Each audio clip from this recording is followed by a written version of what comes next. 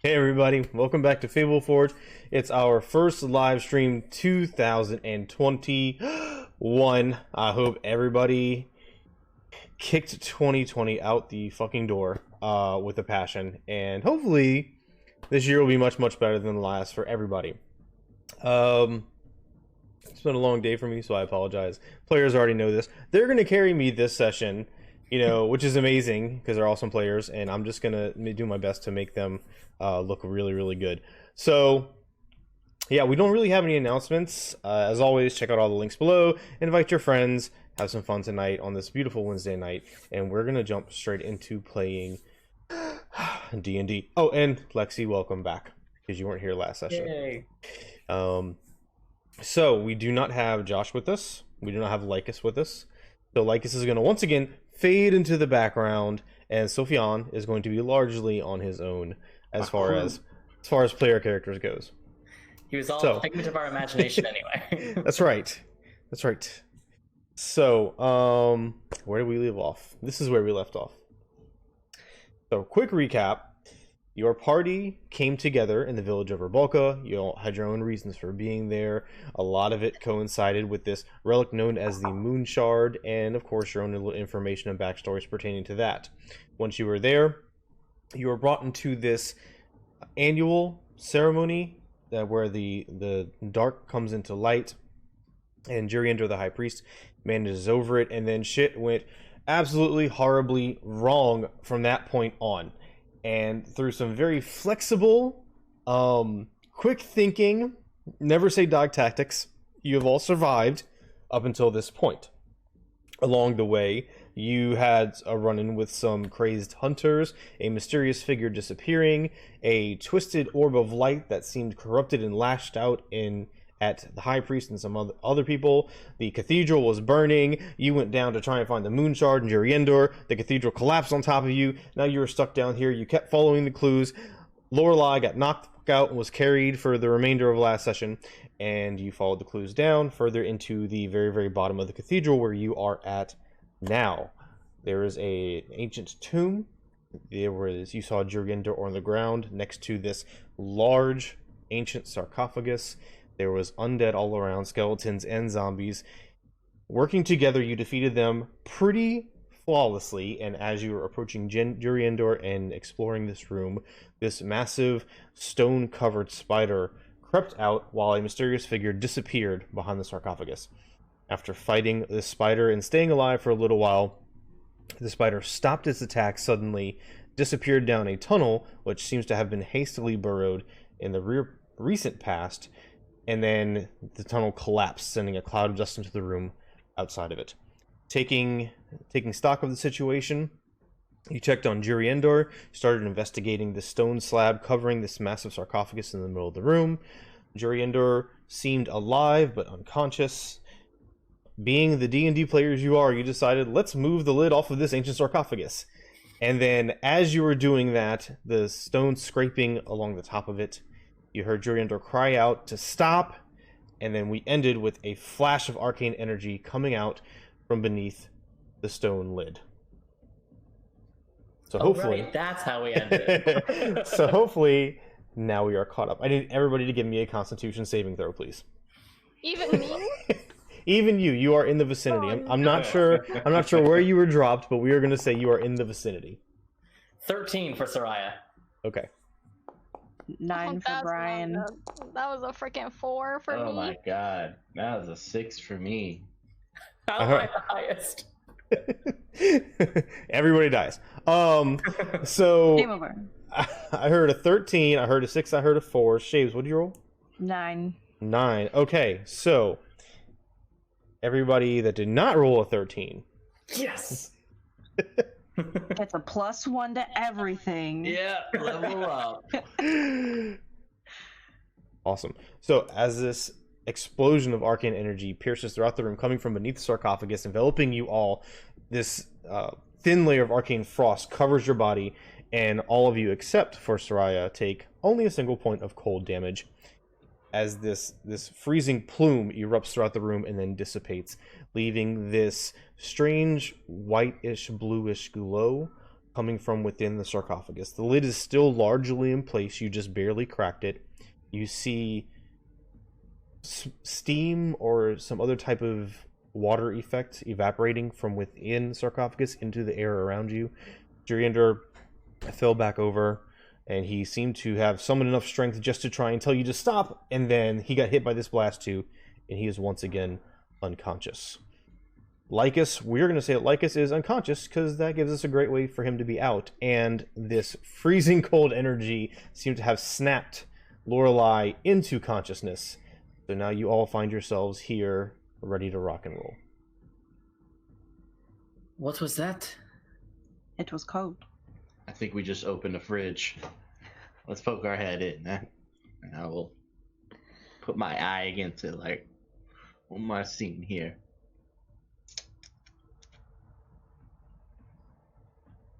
Looking inside, you see in the faint bluish light, there's a human, for all intents and purposes.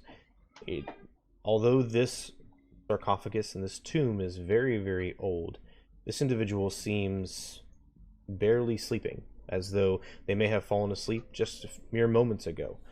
Their dress, however, their clothing, their equipment is very, very strange. Not in the same way as the other statues and symbology you've seen here from the ancient past, the more tribal and naturalistic garb, but this is a fine suit of armor with supple leather beneath it, a shield, a spear, and a, for lack of a better term, kind of a half helmet over the top of the head. Torch.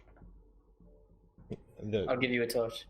There's just a crack here in the stone lid, so you're kind of like have your nose and eye in there peering around looking, just so you know the current situation. Yeah, I'm gonna see if I can chip off a piece of the torch and just kind of put some of the flames in there. Okay. You're planning on smoking out the dead? I just want to be very careful that if it is living, that it never rises again. I don't know. I'm just trying to do my best here, all right? I don't usually do this. This is my first time. Is this yours? Yes, but is it not odd to you that this body was put to rest in such a different way than the others? Yes, it is. It's concerning. It's odd. In every story I've read, nothing good ever comes from anything coming out of a tomb. So we might as well throw the torch in there, put the thing back on it, and hope to God that it suffocates or burns to death. Well, I am not opposed to that idea, but perhaps before we burn the body, we try to learn everything we can about who it is and or why. You want to open it? You want to open it further?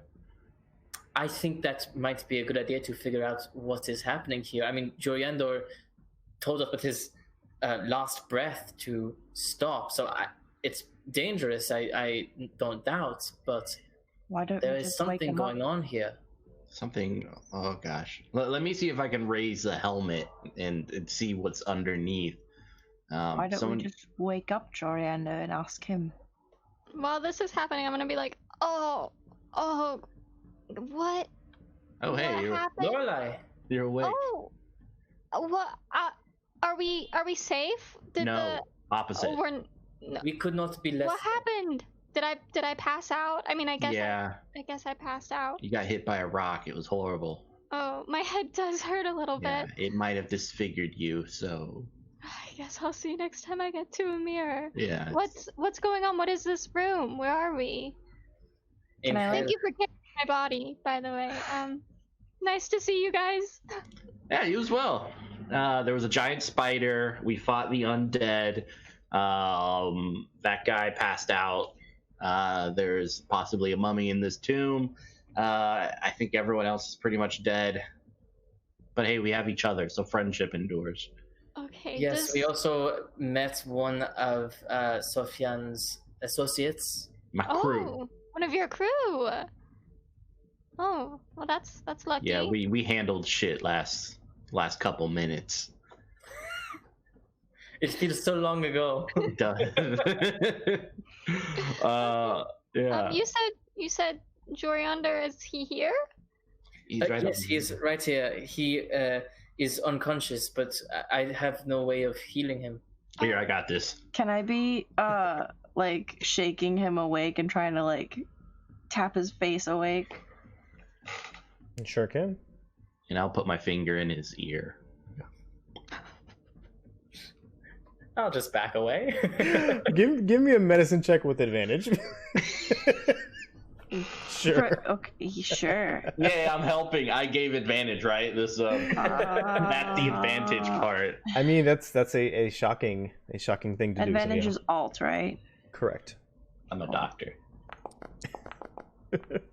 That is a 17 for medicine. Okay. So you were trying to wake up Joriander. I heard finger in the ear from Sophian, but I also heard that you were investigating this being in the sarcophagus.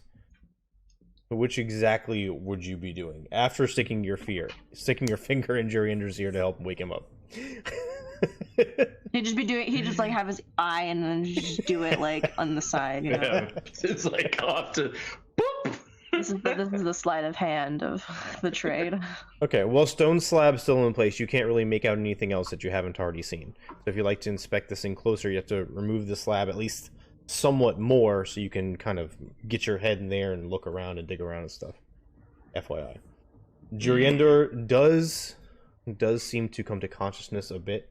He's kind of fading in and out. He seems lucid, but then he kind of passes back out. You could get a question or two in through his kind of semi-conscious rumblings. So is there anything in particular you'd like to say or ask him? Is the thing in the giant sarcophagi in the center of the room bad? You hear ancient, you hear Vicmodir, you hear Alan Durkwa, you hear Hurst.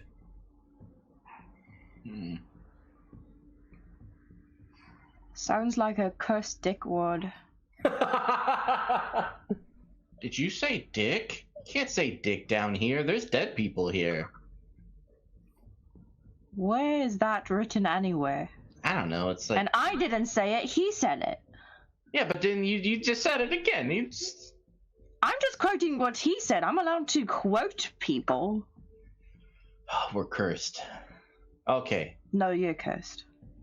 I know. And possibly a dick word. Anyway. Perhaps we should then leave it lie.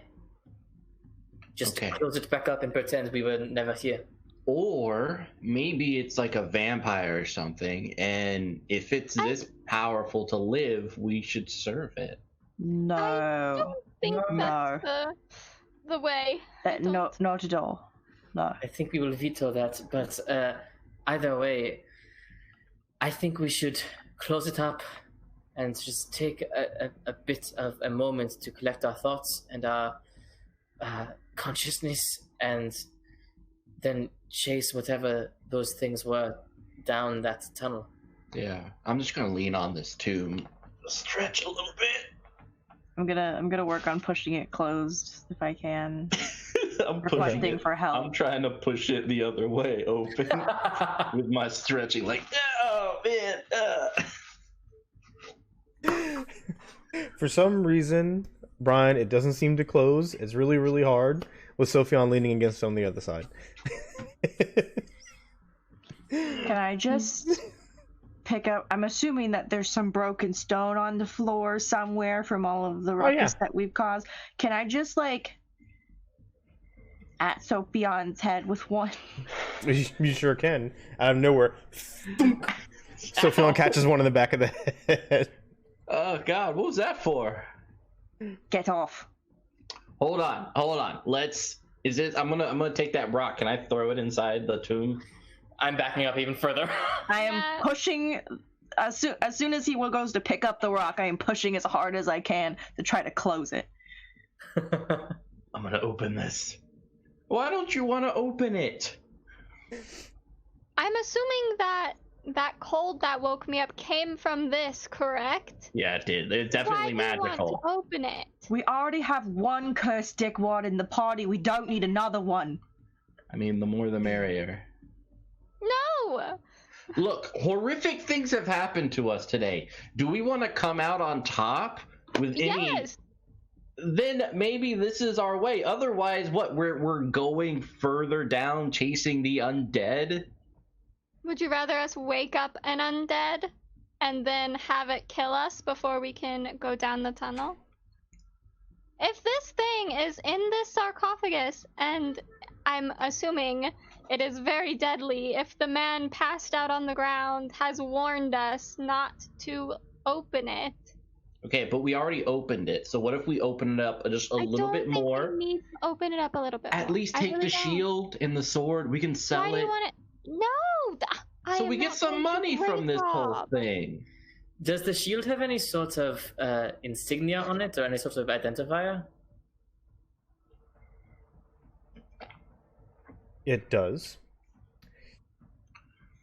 Give me a history check or a religion check with science with disadvantage to try and recognize it. I will describe it to you, then I'll let you know if you recognize it. Sure, they're both the same, so that's fine. Okay. That's a 6. Okay. Well, as best you can see, given the angle and lighting, it appears to be a leafless tree, barren, almost as though it's been twisted and I don't want to say twisted in a corrupt sense, but it just has gnarled branches, leafless on the top, with branches that spread out in a semicircular pattern, and then the trunk comes down and the roots kind of do the same thing.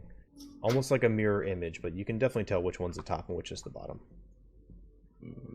I don't recognize this symbol, but Joriander is a priest of the light, and if he thinks this is some sort of powerful darkness, then I want no part in it.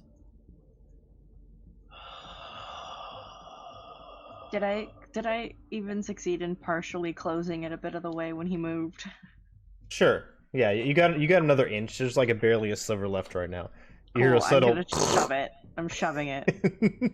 Like with the last of my strength, I'm just while everyone's distracted and arguing, I'm just gonna shove it close. Okay, as you shove against it, you feel a hand lightly press against your ankle, and as you kind of stop for a second, distracted, you glance down and Juriander has clasped your ankle lightly enough to get your attention. You look over and you see his eyes are open. One's kind of half open, the other one's open, and he seems to be kind of trying to shake off the fog of his current injuries. And he reaches his hand up towards you to try and, I guess, get you to help him up or get out of the way so he can grab the sarcophagus. One or the other, you're not really sure. How would you like to respond to this? I will stare at the hand around my leg and go, this was non-consensual touch. I would like to avoid this in the future. You may touch any other limb on my body that is not my legs. And then I will, like, kind of his hand away from my leg and then offer my hand. He goes to pull it away at the same time you're slapping it, and then kind of redirects and grasps your wrist. And he's heavy. He's heavy. As you pull him up, you're supporting most of his weight before he kind of half collapses against the sarcophagus. Can I around. Can you do the awkward kid thing where you pull up your friend and they get up, but then you sit down? You fall over a little bit. just switching, you know. Very much. He catches his weight. He extends his hand back and offers you to pick you up all the way. I will take it, I guess. Okay. So he weakly pulls you up. He looks around, looks at all of you. Seems to glance over at Lycus on the floor and all the undead corpses. Takes it all in and... What happened? Lot.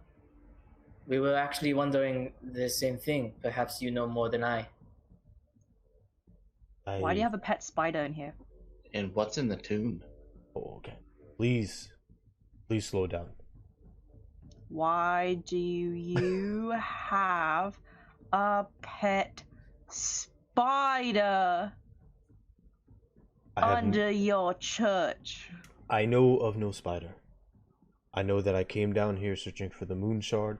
I saw figures fleeing. I chased them throughout the lower levels of the temples. Things were lashing out at me in the dark, and I blew past them, hauled out to the true balance to protect me. I made my way down here, and then I was set upon by these foul creatures, the corrupted bodies of my kin. What would the followers of Nareness want with the Moonshard? Nareness is...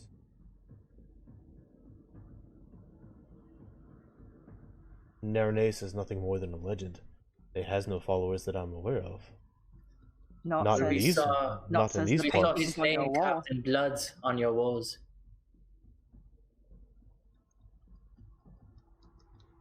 Perhaps, for the moment, you can humor me with legend. The only knowledge I have of Nareness comes from that which was passed down about this individual we rest upon here. Alan Durkwa was said to come to this region to investigate Nareness many centuries ago, but he was lost and forgotten. When Slavic Kingdom conquered this area, found Rebalka, found the ancient Vikmordir temple, and they found this tomb out of place and out of time, seemingly, in a fashion altogether unlike Vikmordir. It was said to hold the cursed remains of Alan Durkwa, and has not been tampered with since. When you opened it,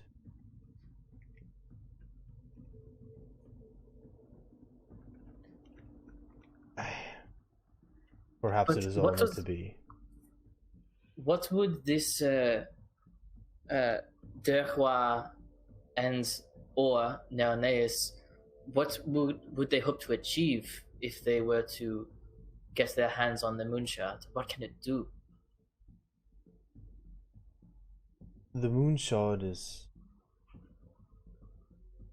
it's a focus. At least that's as I know it. It came to my family, it was passed to me, it has stayed with me, and it is a focus for all of the light to surmount the dark on these longest of evenings. No more So- and no less. So if the dark got their hands on the Moonshard, could they snuff out that light? Or channel it to increase the darkness? What is it that we are up against? Well, what do you mean we up against? Let's slow down. All right. I search to rid the world of evil, and this is evil incarnate. Truth be told, friends, I can't imagine what nefarious powers may do with the Moonshard. I only know what I was ever able to discover of it and use it for. If it has any other abilities that are untapped or yet corrupted, that is beyond my knowledge.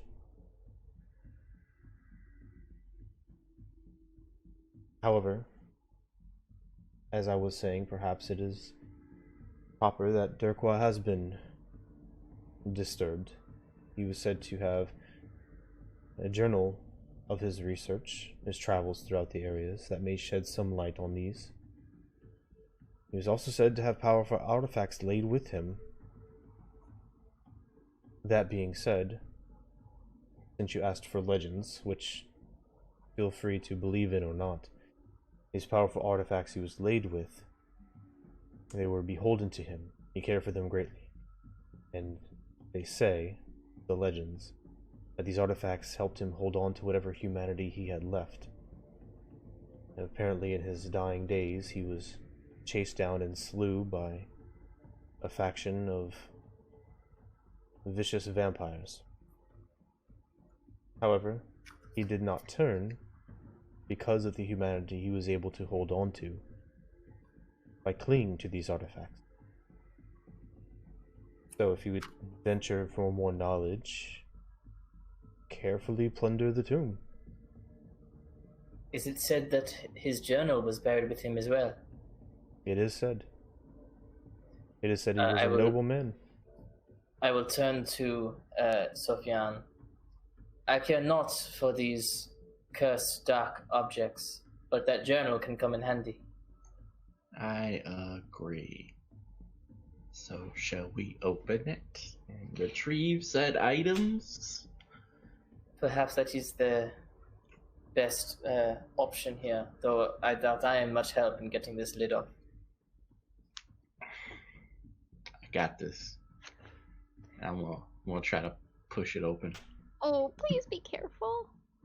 I'll back away a little bit. I'm just gonna sit and watch. Since the seal has effectively been broken and any type of residual muck, dust has kind of held it in place, in addition to the arcane energy, has since been dispersed and disturbed, you can push it open with relative ease. It slides pretty freely, it was very well made. It was just that initial grab that kept it. Yeah, it's the top jar of, was it mayonnaise? Yeah, I got it. exactly. Yeah, Once you crack it loose, it's done. Yep. It's game over. You break the seal. Yeah. So let's scoop out the mayonnaise. Let's do this. Alright, so you push the lid off. Yep. Okay. With a heavy thud, it lands on the other side, stays intact, but the stone on stone thud echoes throughout the chamber. And as the sound dies down, that bluish glow, it is in fact quite cold. Like you said, very much like a refrigerator, but perhaps much more like a freezer. Illuminates from kind of beneath and around his body simultaneously. As you gaze upon this vision, the stone lid hitting the floor behind, as that sound finally fades throughout the chamber, his eyes flutter open. They dance around wildly and then slowly come to rest on you, Sophion. Raising my knife. How's it going, buddy? You see his mouth open, and his tongue moves as though he is mouthing words, but nothing seems to escape. His eyebrows furrow down on the edges, and his face adopts the visage of someone who is torn, who is sad, who is frightened. Hey, maybe we need some water over here. I'm sure he's thirsty. Maybe parched or something. Let's. I will slowly begin approaching, but I have hesitantly. I have a thing. I have to look at it. Scroll. Click. Scroll.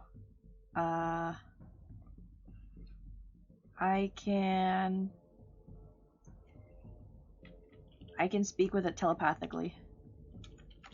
Eh? Okay. So I'm just gonna kind of go up to be able to make eye contact with him in the grave there, and telepathically just staring at him. Are you not able to speak? His eyes whip over from Sophion to Brian, just across the room, suddenly, almost robotically, and stares deeply into Brian's eyes. You hear within your mind, I am speaking. Do you not hear me? I can only hear you because I am using my telepathy. Everyone else is seeing his mouth move, but hearing nothing. Do you see his mouth moving? I see his mouth moving. Just, Pour water into the mouth. what is it you're trying to speak? I am searching for help. I am bound to this chamber. I seek rest. Seek honor. Honor as in redemption, or honor as in just straight honor? There's two different kinds of honors, if you ask me. I have done nothing to atone for, child. I simply seek to finally rest. These long centuries suspended within this stone tomb have taken a toll on my will, and I do not yet know how much longer I can resist the corrupt seed within me. How do we lay you to rest?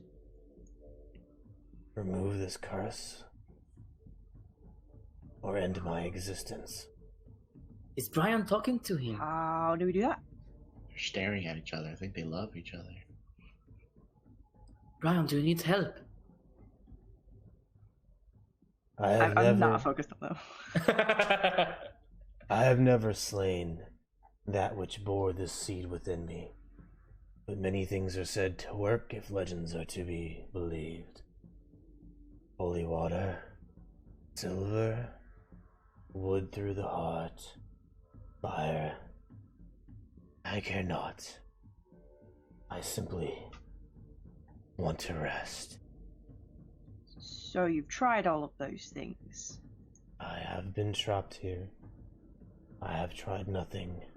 Oh, okay. So we're just gonna try everything on you and see what kills you. If that is how you choose, that is what I accept. Well, how do we lift the curse without killing you? That knowledge is beyond. And it takes everything I have to retain some semblance of noble humanity.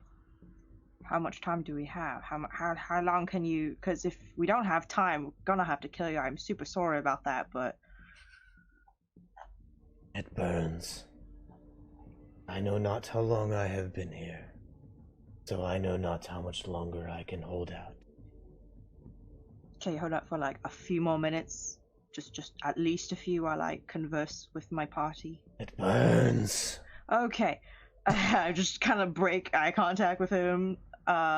So he's cursed and he wants to either be lifted of the curse or die, and he has not tried anything because he's been stuck in the tomb and we have to kill him, otherwise he will release his angry curse. He's been holding it off for years in this tomb, so we have to either do something or kill him by holy water or silver or fire or some other things, that he has not tried any of them. Or Can anyone remove curses? Is that something that is within our power? No. Not for us.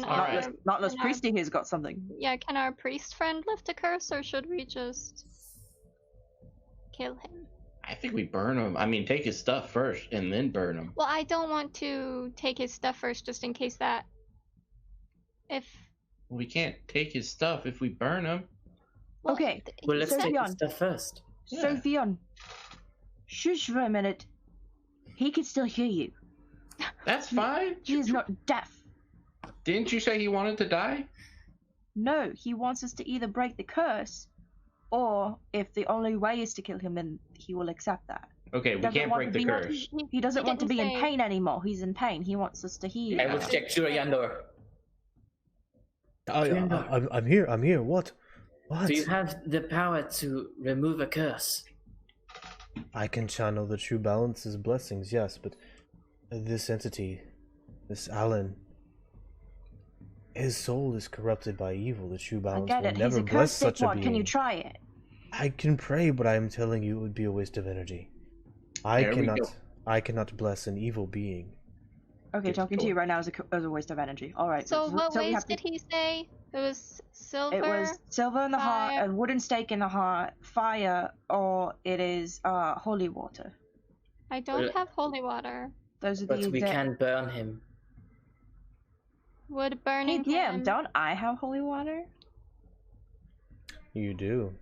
Oh yeah, you got I'm holy water gonna- last session. I'm just gonna kind of like stop everybody and then pull out the holy water from my bag. So I have 2 vials of it. I'm just gonna grab one of the flask thingies of it, and I'm gonna try and give him some drink, get him to drink some, and then splue the rest of it on him. Okay. As It's going to kill him. he tries to drink some, and you see his body rack, and he coughs violently, the vast majority of it coming up, and steam rises from his lips and from his throat as this substance burns the tissue within his mouth and throat. You take it back real quick and just kind of sprinkle it, and once again these little pock marks of burning flesh that are bubbling as the holy water touches his skin appear all throughout his body. Oh, this is horrifying. I'll just kind of look at him and telepathically, is this working? Do we make you swallow this? Is that what you can kill you? Should we try something else? The burn. The burn is subsiding. It is holding back the evil. It is not I will look gone. away. So the holy water is working. It is removing the curse, but it will not hold it forever. If you have not enough to bathe me, you must strike now before it overtakes me. My will is weakening. I'm gonna like grab onto the priest. Do we have more holy water? We'd have to search in the temple rooms. There's many bastions of holy water. Why don't we It would just take time. stab him in the chest? Can you not make more holy water if we can bathe him completely in it? If you have water, I can bless it. I don't know if we have enough to bless him. Do you have enough water to bless him? What are you asking me right now? How deep is his little casket thing? It goes about 2 feet on either side. So if we That's filled good. it with water, then he could be bathed in it. It's possible. And keep in mind, I don't know if I, DM, relayed this well enough. He was insinuating that these are all legends about how to possibly kill or save a vampire entity. He doesn't know if any of this works. This is what he's heard. He was never able to do it. He got taken. So that's just DM clarifying DM. Right. But it seems to be doing something to him, and he believes it to be working about something. How long does it take to create holy water? I want to ask the priest. A simple ceremony, 5-10 minutes. I just don't know if we have enough water. I mean, I can create water up to 10 gallons. If you were to create water in the sarcophagus and then you were to bless it, would it turn into holy water around him? That makes sense. I've never tried it, but we could try it. Let's do it. Do we Better than think burning 5 him. minutes is too long? Probably. But if we have enough holy water... I'll telepathy It's him. okay. Can you hold out for 5 minutes? Okay. Fill it. Okay, I'll No. use my last spell slot. Well, let's make sure we get the book, right? Isn't there supposed to be a book Oh, in there? let's get the book out. Let's get everything we want from this tomb. And I'll search for the book. I don't know if I want to. We were Is- told that his armor is what it is, the humanity that is keeping him human right now. I don't want to remove the armor while he is still human, just in case it breaks. Okay, we take the sword and take shield. water. Yeah, The other okay, artifacts can survive in holy water. yeah, it wasn't just his armor. It was basically his effects, the things that he clings to, his honor. A book, however, will be ruined. I will search for the book. Okay. I will help search for the book in preparation. It's like of- flip him over. No, it's pretty obvious. Glancing down, you see it off down to by his right knee, kind of propped up against the side of the sarcophagus, along with some other trinkets that are relatively worthless to you. I will completely ignore everything else and take the book. Okay. You grab the book, and as you lift it out of the sarcophagus, you hear, in your mind, Brian, you hear this gut-wrenching howl of a scream as his body racks, his chest rises up, his back arcs, his knees fly up, and his mouth opens wide.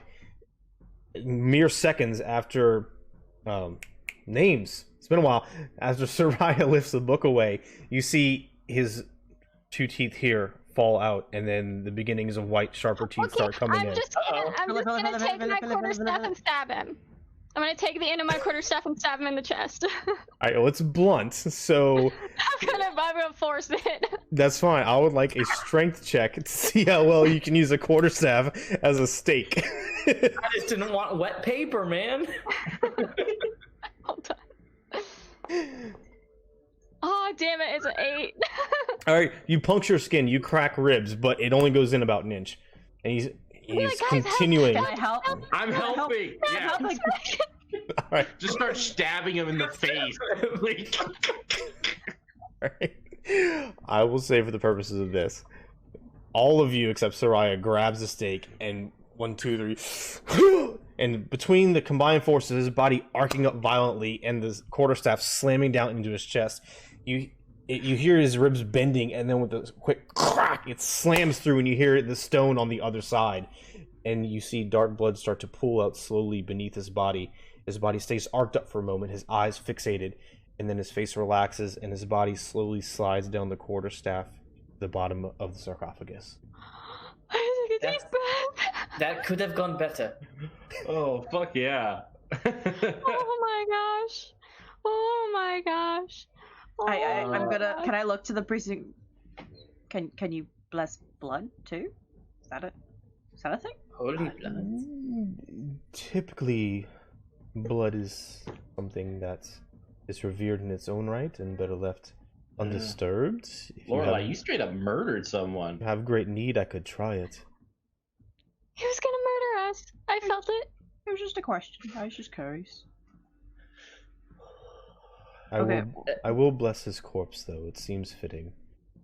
Yes, I think all the evil that was in it is now Or we can. purged. He can get a. Are all proper vampires burial? evil?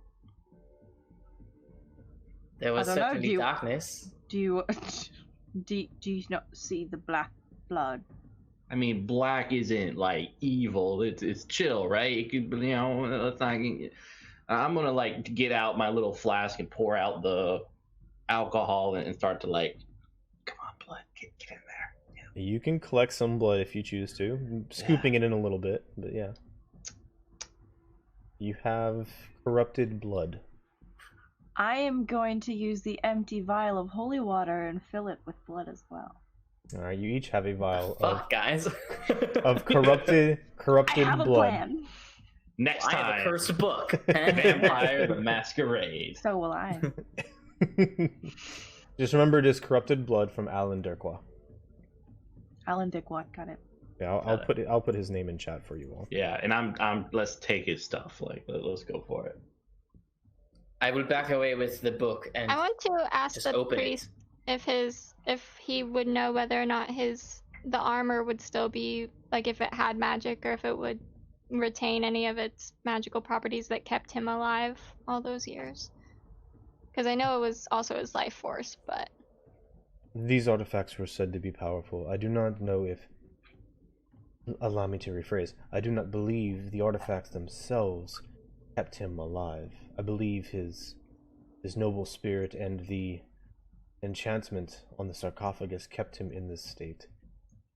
Either to torture him or maybe attempt to subvert his will so he would eventually succumb to the evil that resided within. If the artifacts themselves are magical and powerful, I have no skill in detecting or knowing such things. That is not where my prayers lie. okay.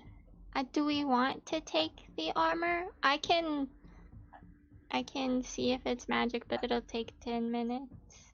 I don't know if we want I'm going move to on. go a bit of a distance away and lean up against a wall and open the book and try to start reading it. You said the fangs came in, right? They started to come in, yes. Okay, I pulled them out. You're butchering this poor man. Okay, So you're gonna what- yell at me and Sophia for collecting blood, but she's gonna go and rip this guy's fangs. What are you using to pull out his fangs? Like fingertips or really sharp fingernails or Or fangs yourself. I have a dagger. Use the blunt end of it. Just go. you could She's not gonna pull it out. She's gonna stab him out. you could cut and pry out his fangs if you choose to do so, sure. I would like to. I would like some vampire fangs. So you hear this as Lorelai starts working on Alan's face. Juriandor goes over to you, Sarai. As you're looking at this book, you open it up. The language is peculiar. It's not anything that you've seen before, although there are some similarities with more modern versions of Common. So, given time and effort, you may be able to piece it together, but it's not something that's jumping out at you all the way. You do see the word Nareness in there. That seems to be a name that has transcended time. That's really the only thing that immediately jumps out at you. And just sort of flipping through, does it look like it's pretty basically a journal? Are there any sort of illustrations or anything like that? Anything that pops out that's different than just writing? There are illustrations, hand-drawn illustrations, such as of strange animals and plants and locations that are either unfamiliar to do or long lost. But it is very much a personal journal of someone who seems to be traveling. Okay. As you were doing that, flipping through the couple of pages, Jurinder walks up to you. I understand the intent upon Alan, but what of the moon shard? I'm assuming since we're stopping here, you have found it. That is the case, is it not? Can I have it back? We must complete the ceremony. That would be nice, but unfortunately, We are still without it, but we long to retrieve it, though I have a suspicion that this was some sort of coordinated attack by the forces of darkness. This was not merely, as you say, a normal sort of eclipse attack. This was multifaceted. There were enemies everywhere, outside, upstairs, down here. This was coordinated. The forces of darkness are moving, and they have come for the moonshot, and I believe they have the moonshot. So if there's anything you're not telling us about them or about the item, please tell us. As you're speaking, his face goes from concern to kind of an eyebrow raised up, skeptical of what you're saying. And when you finish, he responds with, Forgive me, traveler. I know you're not from here. These attacks happen often, much more often than I would like, and I have a very hard time believing that this is anything coordinated. It never has been before, and who would have the resources and the acumen to pull off such a thing? I understand your concern. I do, but I believe we just got in a little over our heads unprepared this year.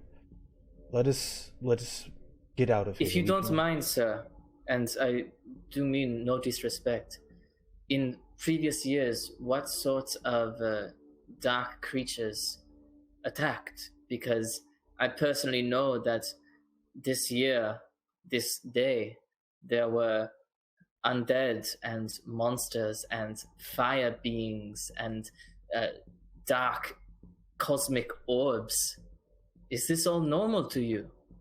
No, but obviously something happened with the ceremony. You saw it yourself and felt it. Perhaps the moonshot, I did something wrong, or there's some latent evil within it I do not grasp. But again, a coordinated attack, that's going a bit far, I think. But if this is the ceremony you've done every year with the same moonshard, why would it all of a sudden be corrupted? That doesn't make sense. If I might ask, why do you refuse to believe that Nareness has followers that are attacking now? Why do you refuse to believe that he is a real threat? Why do you refuse to believe he is real? What do you have to gain from denying his existence? Real talk. I don't believe in the one-horned horses they say travel the plains with the rainbows coming out of their tails either. It's nothing I have to gain, it doesn't make sense. Nareness is a legend. Nothing more. What can I insight check this motherfucker? can I see if I get any sort of sense of what's going on? Of course. Okay. While they're having this conversation, if you're listening in, that's fine. If you're not, is there anything else that the rest of the party is doing? 15, by the way. Yeah. Sophion, you're muted. Looting the body. Okay. We want to take his stuff? He has a couple pieces of jewelry, a fine chain. He has a silver pin that is in the same shape as the emblem on his shield. He has the shield itself, the leather armor with the bits of metal on it, and then spear. Everything else seems to be personal effects and things of that nature. If you would like to take his stuff, we could keep it, and then I could see later on if we get to a safe spot and see if it's magical. Yeah, sure. Sounds good. And if not, we could sell it. So I'm thinking. You don't mind, right, priest? Consider it like, part of the payment for us helping you. I care of nothing but the moonshard. Take what you will, as long as we retrieve the artifact. I'll deal with the rest. Cool. Did I learn anything from a 15 insight check? He seems skeptical of you. He seems like he obviously doesn't believe you. It's hard to tell whether or not it's because he truly doesn't or because he doesn't want to. But he does seem to be genuine in what he's saying. You don't detect any duplicity. I'm just gonna say to him, look, I know I am not from around here. In fact, I am from very far away, somewhere very different from this place. But there was a time when I too denied the forces of darkness.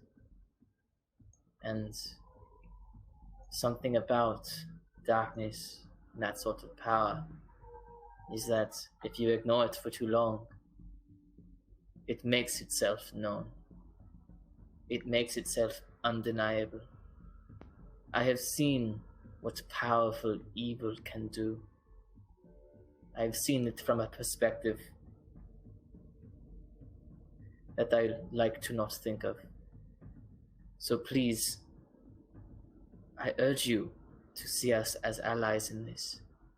I fight for the light. I do not fight for your God, but I fight for the light. I fight against darkness. And all I want to do is make sure I have every possible chance I have of gaining this moon shard, making sure it is in the right hands, or if those hands do not exist, destroyed. And making sure that the forces of evil can never access that sort of power. Please. You see his eyebrows rise noticeably when you say the word destroy, but then he recovers his face quickly. Very well, friend. I will heed your counsel. You are obviously a very traveled individual. Let us escape this tomb. It is clearly not here. We will reconvene with the rest of the village and find out the truth one way or the other, and go from there. Perhaps that is what is best for you. You are a leader in this town. People are looking for you and to you for guidance, but going up will not help us find the shard when we know the shard to be down. So if you need to depart now, that is fine. But our journey is not up in the land of the living, but down in the land of the dead.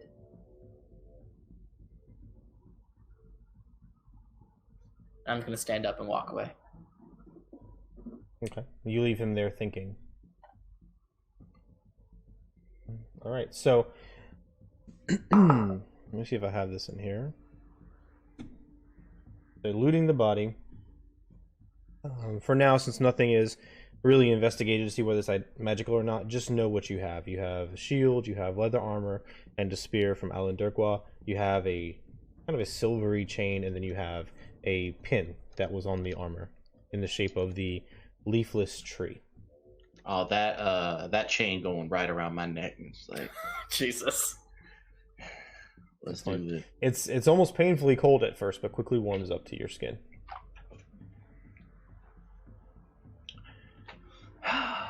So what's the game plan now? Well, where did you said that they took the moon shard? Where did they go? I wasn't awake for that part. I'm going to point down into the tunnel.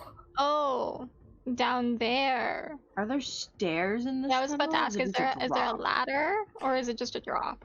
It seems to be scraped out roughly, either by very large shovels, or perhaps that massive spider that you fought. It seems to be, it kind of goes on an angle into the darkness. But as Lycus saw, I don't remember if he called it out to you or not, so I'm just going to fill you in. As Lycus saw before he was taken out of commission, he waved his torch around in there, and not far into the tunnel, 10 feet or so, the tunnel had collapsed in on itself. Right. Shit. Perhaps we should rest here. We have fought quite a bit, and I am weary. Not long, perhaps only an hour or so to collect our thoughts and strategize. I would be down for a short rest.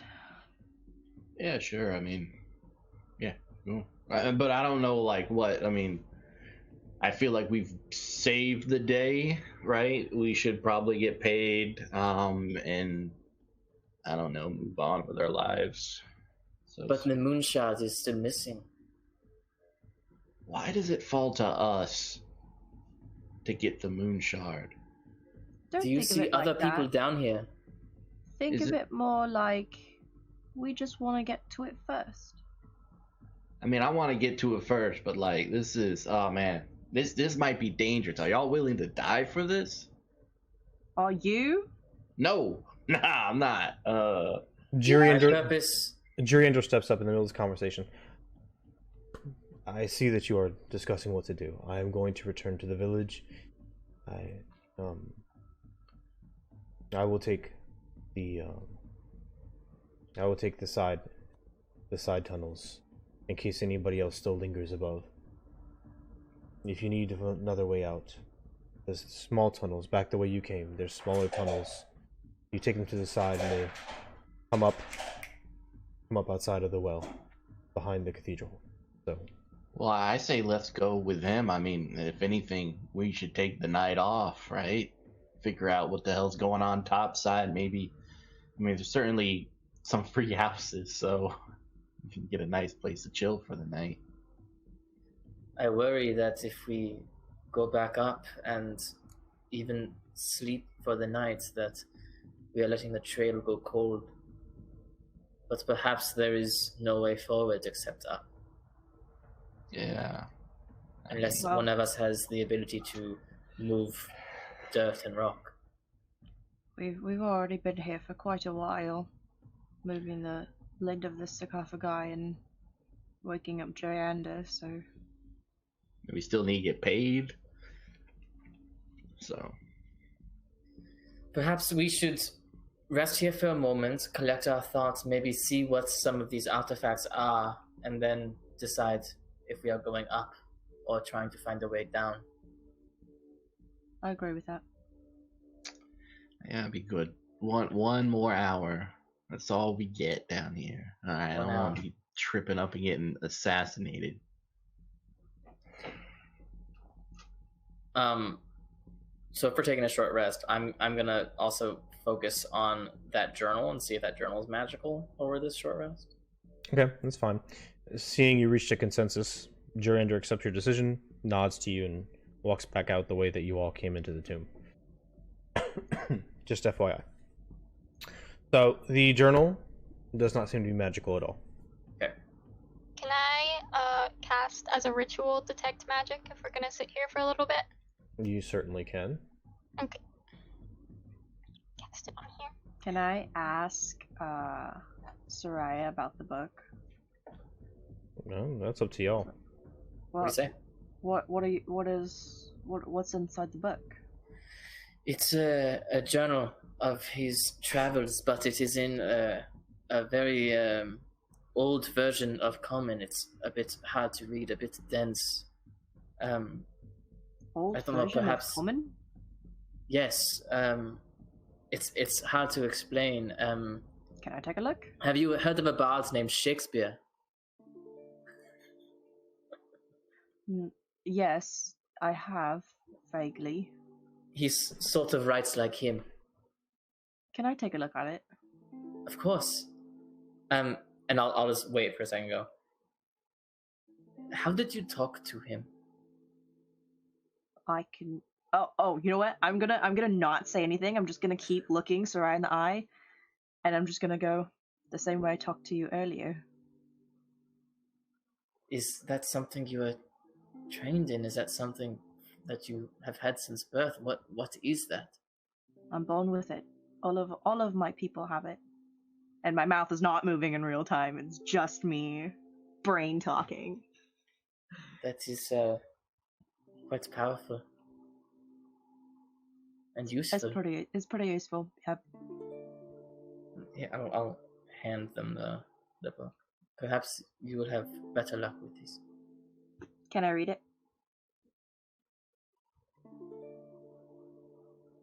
You're a highly researched individual, are you not?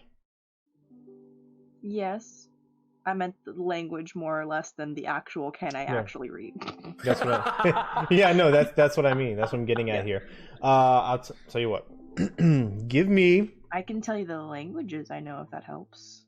Or is it common? It's just... It does not. Yeah, it's more of an ancient dialect of common. Got it. How language evolves over time. Old English versus modern, except a little more arcane. Okay. Arcane as in mysterious, not magic. Give me an intelligence check with disadvantage. Oof. Ooh. That was a 20 and a 19, naturally. Whoo, buddy.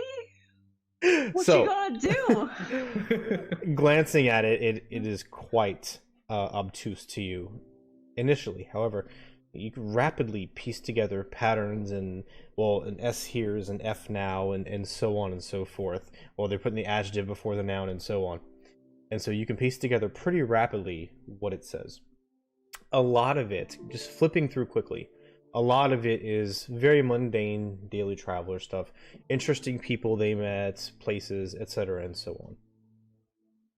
There is a section when he is traveling to this region of the Vicmordir Empire, the ancient Vicmordir lands, the Warnet Empire, and then it starts to talk about Nareness' shadow and the people of this region. And there is a prophecy that goes along with it. 1 second, and I will pull up his journal so I'm not lying to you here. And as I'm reading this, I'll explain it to Soraya and kind of show her the language and what I'm making sense of it, like how I'm translating it. Okay. Fair enough. So whatever you say, she will also know, because I'll be telling her as we go. That's fine. Got it. So, Alan Durkwa came here because they were starting to have, the people of his region were starting to have comminglings with the Drow. They started to delve into the underworld a little bit, and they started to meet the Drow, and they wanted to learn more about them. And so he heard about this Nareness' shadow. It had something to do with the Drow. And so he traveled to this land, following rumors and so on. He discovered that there is a prophecy tied to Nareness' shadow. And there were various incantations of this prophecy, small differences, but the general common thread was the rise of the Drow begins when the light of the world falls. Through his research and travels, he linked that to Nareness' shadow. Nareness' shadow is known by the Drow, at least, and those that are very familiar with their ancient lore, as a 3-day eclipse that happens once an eon, very rarely. It happens on the winter solstice, which just so happens for you all, the winter solstice is also the night of the Vigil for Light, the longest night. This 3-day eclipse became known as Nareness' shadow, the ancient goddess of death, darkness, and, oddly enough, rebirth. Ancient history among the other elven people refers to the day that the Drow decided to leave the surface world under the moon of Nareness' shadow and first pursued their life below ground. That's the quick glance version of things that you can gain from this here within this 20 minutes to an hour you're looking at it. Okay. And did I hear you right that Nareness is a female figure? Yes. Gotcha. A feminine deity is probably a Sure. better way of putting it, yeah. Yeah. So, this Nareness' shadow is a rare 3-day eclipse on the solstice. Do you think that is... I mean, we would have noticed if there was an eclipse when we were up in the world, weren't we? Wouldn't we? Well, not necessarily. If the events of the church would have been a big enough event to distract us and not make us think about it, could have been easily enough missed. And remind me what you said, the rise of the Drow begins when the light of the world falls? Is that what you said? Mm-hmm. So if the Drow originally went underground during this eclipse eons ago, it seems like the prophecy says that they will return to the world under that same eclipse. When the light of the world falls, that sounds like an eclipse. at the very least. Agreed. But my question is, why or to what purpose? I am not from around here. I do not know the logistics of this, but do the Drow have reason to hate the surface dwellers? As a Drow, can I listen into them, into their conversation, and would I know anything about that personally? I was also going to ask if I would know anything about that with my history. I don't know if you've encountered Drow or not, Brian. I'll leave that up to you, and you let me know if you have or not, because you're in a very particular area. Although you traveled, you're mostly in a very particular area that may or may not have been up to Drow. So I'll leave that in your court. I meant more so of like stories or tales from the people I did encounter who might have encountered Drow. Oh, sure. Okay. So, pause this, just so you know, Lorelei, your detect magic. The only thing that illuminates, well, you have the faint glow on the sarcophagus itself. But the only one of the items that has any type of magical emanation is the leather armor itself. Okay. It seems to faintly glow with abjuration magic. What's that? What is that? I believe a mage would Block. know. Oh. Generally protection. Things of Oh, that nature. okay. Yes. Different forms of protection. So, to your point, Brian, I would say that the other entities that you have met in the Underdark know the Drow to be ruthless. They do communicate and trade with other peoples in the Underdark.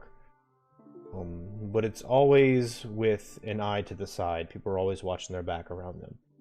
Not in that they can't be trustworthy, so much as though you never know when the trade is no longer in their favor, and then you become an object of their eye rather than a partner. For you, Lorelei, the Drow are a very hard people.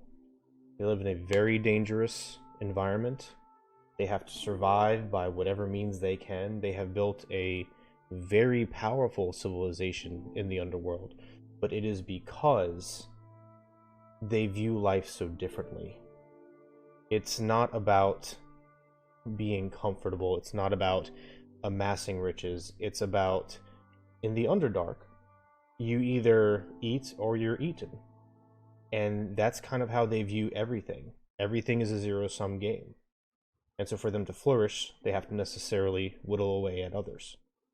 That's just the way of life. It's just the only way that makes sense. Their wealth and their things like that, they're not so much for their comfort as they are displays of the power that they have earned, either individually or through their family, and so on. So that itself flavors their interactions with all other peoples, either on the surface or in the Underdark. I will also say that over recent decades, the Drow have become much, much more reclusive in staying in the Underdark and only dealing with other peoples within the Underdark. They very rarely travel to the surface at all anymore, at least to your knowledge. Does that answer your question? Yeah. I'll continue with Soraya's question. Well, Drow, based on my understanding of it, my third-hand experience, the Drow are pretty tough. They have to deal with a lot. They live in a different area than I grew up. So they're pretty hardcore. They're not necessarily not trustworthy, but they're interested in what will benefit them best. More so But than Lorelei does not seem like that at all. this is just based on what I grew up with. Lorelei probably grew up in a different area or grew up above ground somehow. Lorelei, Yes. can you come here? Sure. I do not know much about your people, but this journal talks a bit about some of your legends, and I wonder if you have heard of Nareness' shadow. Would I have with my tribe? It's extremely unlikely. This Okay. is the type you can roll to find out for sure, but this is the kind of stuff that asking a common 20-year-old on the streets of Los Angeles if they've ever read the Iliad. You know what I mean? What in a world that they don't have public education and so on. Old shit. Yeah. Shit. So you're welcome to give me a history check, but it's very unlikely. I'll try it just to see. Let's see.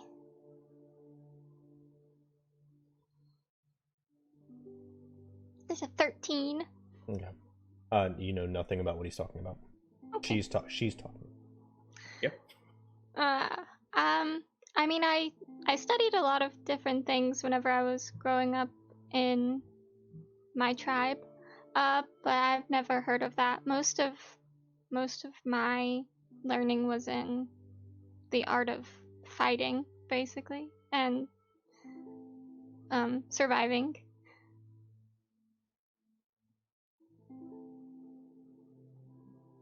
I feel like no go.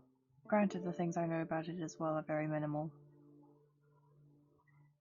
I feel like we are a bit over our heads. This feels like cosmic things. This is far more than I am prepared to deal with.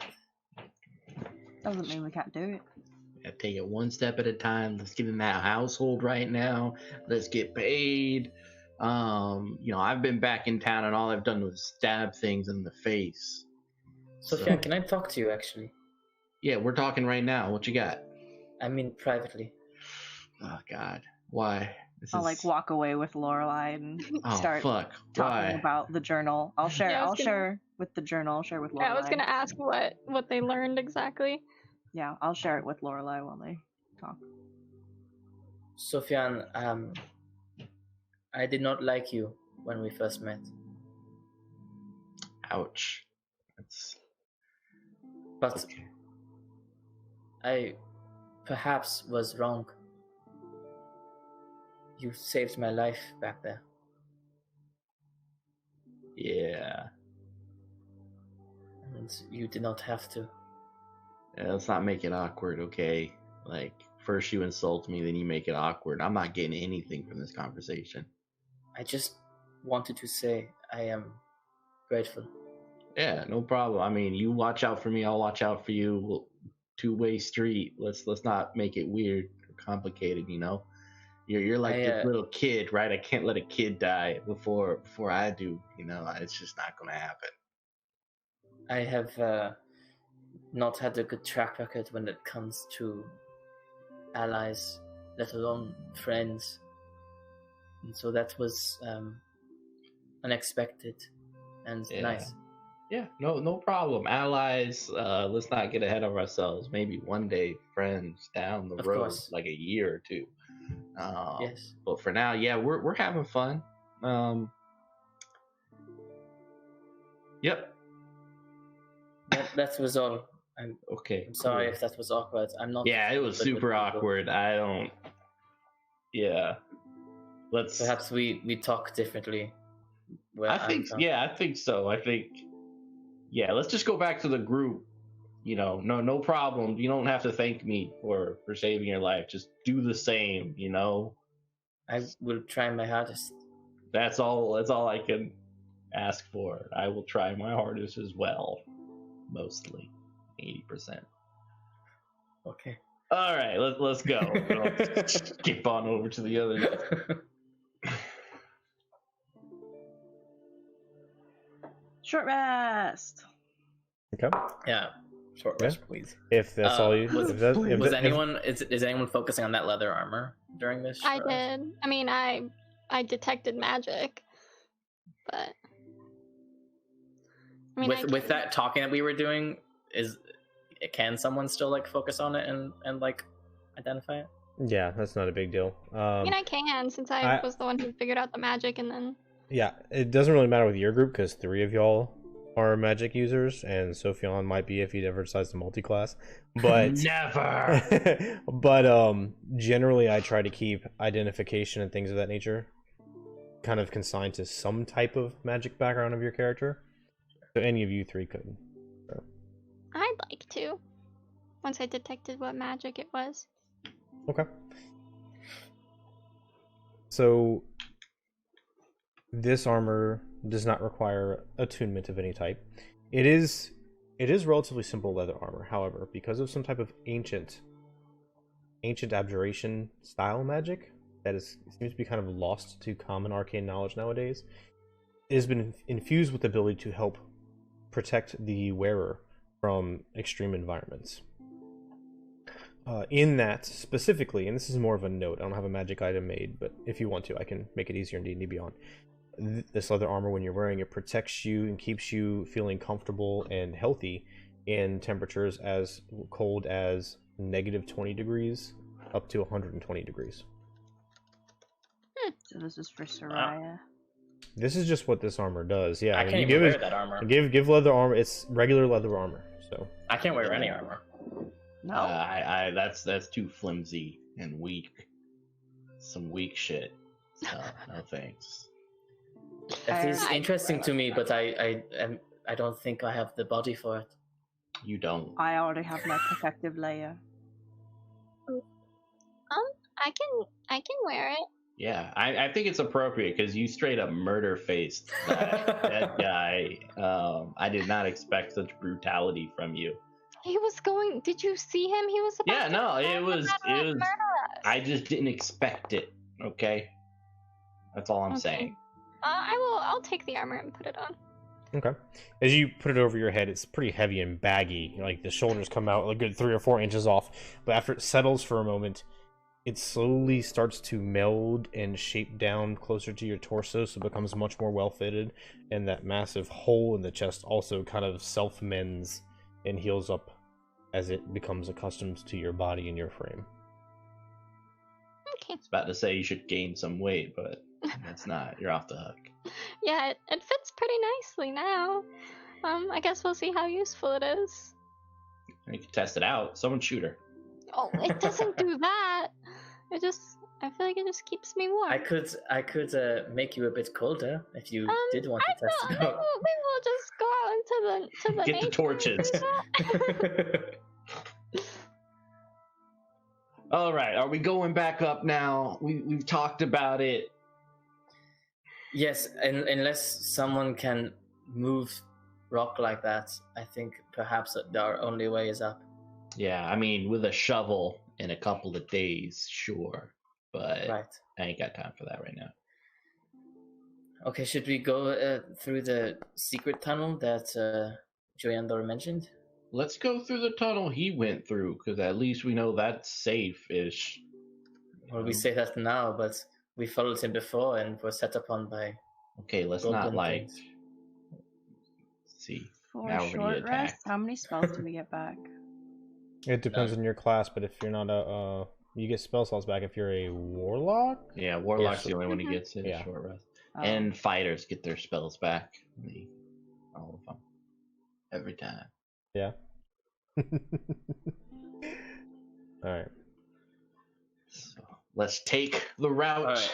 our friend went. Go So we're back going up. back to the surface. Yes. Take the road more traveled by. Exactly. All right. Do we So- want to ask whenever we get to the surface and see if anyone might know where the tunnel leads? If there's anywhere nearby, it might. Maybe let them grieve over a very difficult and painful night. I think our only question Are should we be: even going to be welcome back in the town? we should be. We saved their goddamn town. So if they're not, Their temple is destroyed. yeah, but most of the people survived thanks to us. Perhaps. Well, I guess We did. won't know We did until save. know. We did rescue Joriandor. Yeah, see, That could work in our favor. Maybe we could stay Woo. at his house. Yeah. I prefer one of the dead people's houses because I hope he didn't. property. I hope he didn't house in the temple that is now destroyed. Oh no. Yeah. Beginning at level 2, you can use soothing music or ordination to help revitalize your wounded allies during a Song of short Rest. rest. If you or any friendly creatures who can hear you perform, regain hit points by spending a hit die at the end of the short rest. Each of those creatures regain 1d6 hit points. Do I roll the d6? However you want to handle it. They can all roll individually. You can roll it, and that's the thing for all of them. The only stipulation I like to clarify or add or home rule, however you want to call it, is if you're going to use that feature, that's fine. That means that you're essentially spending the entire short rest performing for them. Got it. I'm already at full hit points from Yeah. I'm back at full, so it's fine. Yeah, I'm But good. Good to know. Good to know. I'm at full 9 hit points. No one wants to hear your mixtape. I wouldn't Perhaps be doing later. music. I would be reading a story, so I would be reading a book. Ooh. I don't play music. No one wants to hear your audiobook. I know, right? God. Harry Alright. Potter and the Order of the Phoenix, Chapter 2. So, you climb up the wooden ladder, back up into the second level, take the door, and you find the smaller trapdoor, the smaller tunnel that he referenced. Creeping down inside in the darkness, you look in front of you. It proceeds on a little distance, and then you see directly in front of you another trapdoor. Seems to be leading up into the floor, maybe a separate part of the cathedral. And there's a intersection to the right. Glancing down there's a long tunnel, and then at the end, you see it goes up there, and you see what appears to be snow or something around the walls a little bit, and collected in the very base of it. So, Guess that looks like a best option to get out. Perhaps this is the best way to test your new armor, Lorelai. Ooh, yeah.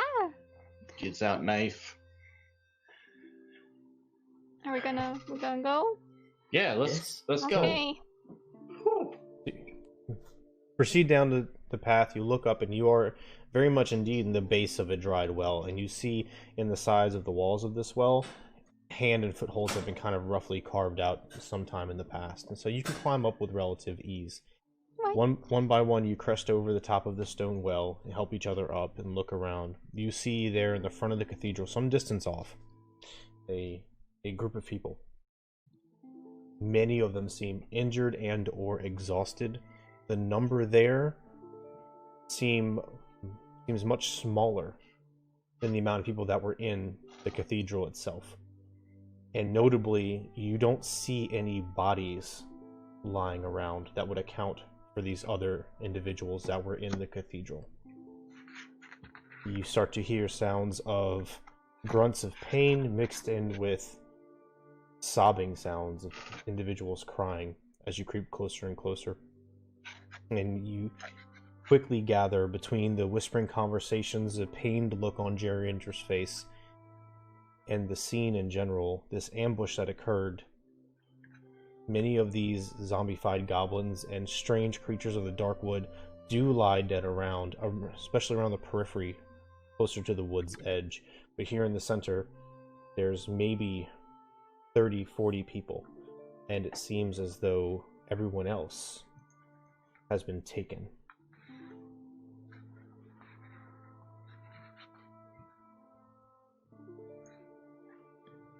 Perhaps like we to did walk not up to do as good a job as we Joriander and thought. ask what's going on.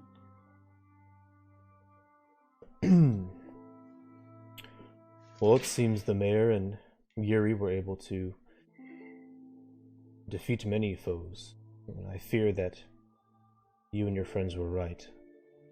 This does appear to have been a coordinated attack.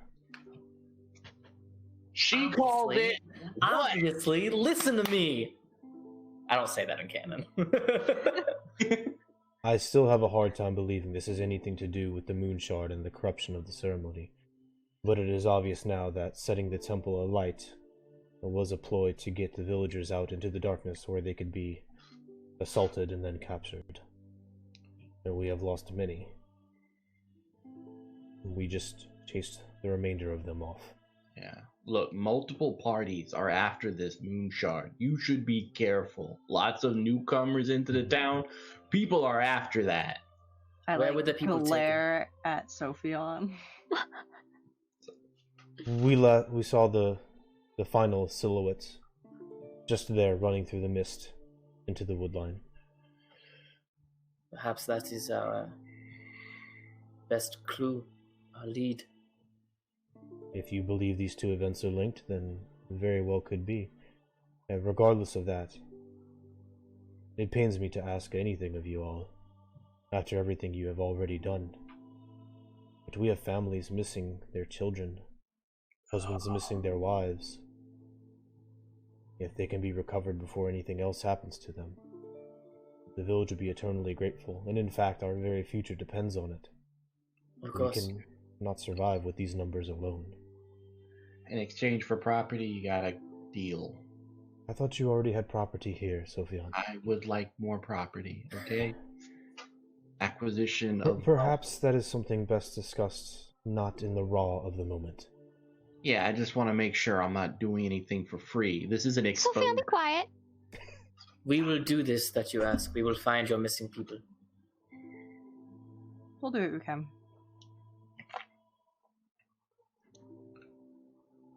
No. Your axiomatic general bless you. We are spent. We have nothing to help. We have no offer. Trying to hold on. That's fine. We've made it that far. I've lived my whole life with nothing. This is nothing new. Do we gotta we do go it now, or okay, we're doing it now? Yeah, They I think just we chase need them to off. go now. Oh, that fucking god! If we wait, Time they is might up. all die. No, it's cool. Let's do this. Like, I am tired as well, but duty calls. Your negotiation skills are. Let's chat. Like, You turned away. Yes. If I do make it back with your people, I might be curious to learn more about your god. I was brought back from the brink of death in your temple, perhaps. That is some sort of sign. The General welcomes all who seek balance, and who strive to fight for it. Be happy to introduce you in my own way. Perhaps. Shall we go? yeah, let's do it. We Take care. It grows ever darker. You turn to walk away from the group of villagers there in front of the cathedral, leaving the light, and through the mist, through the snowfall, you approach the silhouetted line of trees of the dark wood. As you begin to fade from each other's vision, normal vision that is, you begin to confront unknown dangers in what seems to be an altogether moonless sky. And that's where we're going to take our break. torch it up. So, Dark vision. night vision goggles. Yeah. You guys take a break, bio break, all that good stuff. Stretch your bones and everything else. Everybody, thank you for sticking around. Hope you're having a good time tonight. I love these guys. They're carrying me, which is amazing, and they're doing awesome. So yeah, we're gonna take our break, and then we'll be back 5-10 minutes, whatever. Love y'all. And we're back. So, as we went on to the break, our four heroes braved the dark wood at the edge of the town to track down the silhouettes of the fleeing members of this raiding party and whatever villagers they may have absconded with. Also, to their point, seeking a lead on finding the relic moon shard. So as you penetrate the mist, snow falling around you, it gets absolutely dark. Remind me, I know that Lorelei has dark vision. Very, very good dark vision. Does Brian, do you have dark vision? No. So Lorelei is the only one, correct? You do? Oh, half elf. Yes. Half elf. But Okay. standard 60 feet. Correct. Okay. Cool. Yeah, I All got right. a torch. So, unless things are lighted, if I'm describing a scene, I try to remember this, but give me the benefit of the doubt. If there is no light, always assume it is in mottled shades of gray and shadow. And if you don't have any kind of dark vision, you aren't seeing any of this. Okay. All right. So, proceeding on in the direction, you can find a mass of footprints relatively easy in the in the thick snow.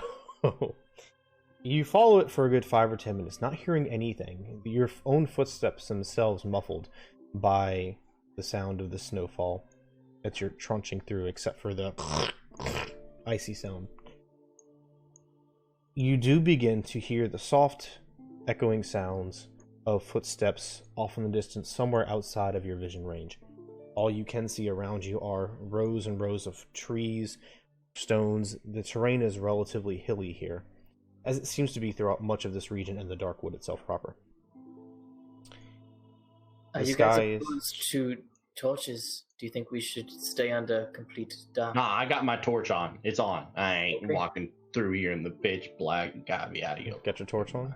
Yeah. I will take up the rear so that someone can watch our 6. And I will be a bit behind, like 15 feet behind whoever's in front of me. Oh, he died. Okay. So, as you're walking through here, what is your marching order? I hate using that term. It sounds so official, but what is your marching order? And this is not, you don't have to be shoulder to shoulder here. It's pretty wide open, except for going around some trees here and there. So let's go with the diamond formation, where the one who gets the smallest straw is 20 feet away from said diamond. I guess it's really... Soraya's in the back. There we go. Do we want the person with the torch to be at the front? Yeah, I'll be up front with the torch. Okay. I got my chain. I got my pen. I'm looking hot as hell. Let's do this. All right, so front, middle. So we could do Sophion, Brian, me, and then Soraya. Do you have the map on Foundry? We can just kind of move our characters. I do. I'll let you move there if we come to a map situation. Okay, cool. It always depends on what you do. Yeah. I'm gonna go ahead and have my crossbow out. We're all in strategically placed locations that make it impossible to surprise us. Of course, yes. I mean, that is always the assumption, is it not? We have grown eyes on all aspects of our heads. Yes, we are monsters. I will say Sarai is specifically routinely checking our rear to see if anyone is coming up behind us. Yeah, and I'll be looking off to the sides, like deeper into the woods, past the torchlight if I can. Sure. I'll be all using right. my ears for the most part. Need everyone to give me a perception check. Never. 1 second.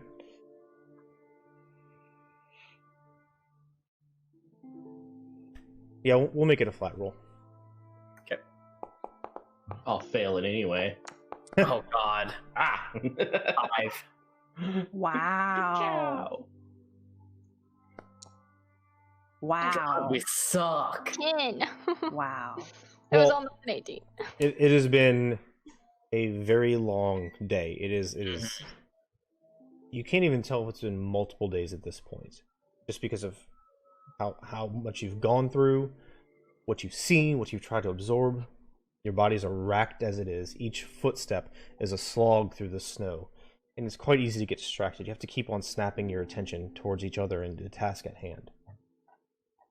Continuing on through the forest, these footsteps, they're echoing in the distance, but they begin to get a little bit louder, a little bit louder.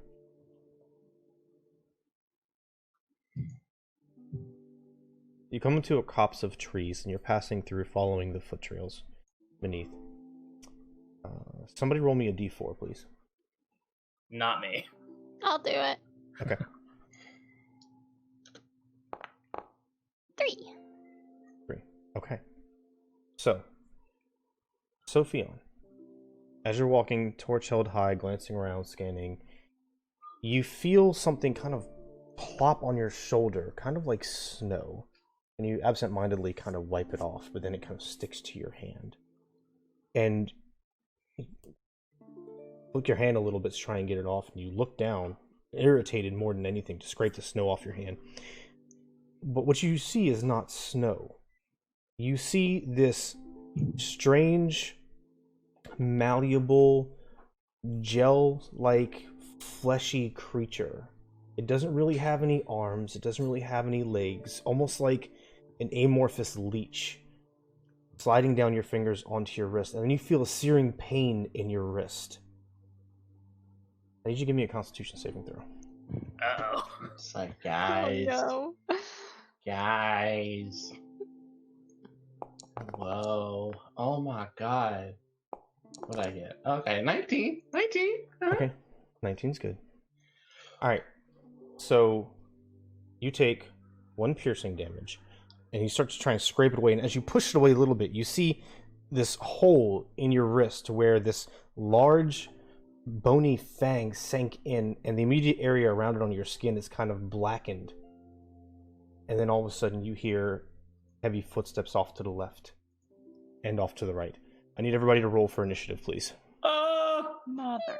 I just got bit by a vampire. The hell?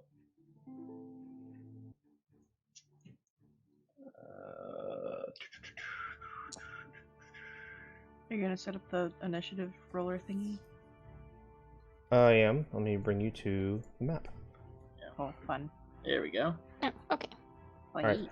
Associate yourselves around Sophion as you wish to be. I was 15 feet back.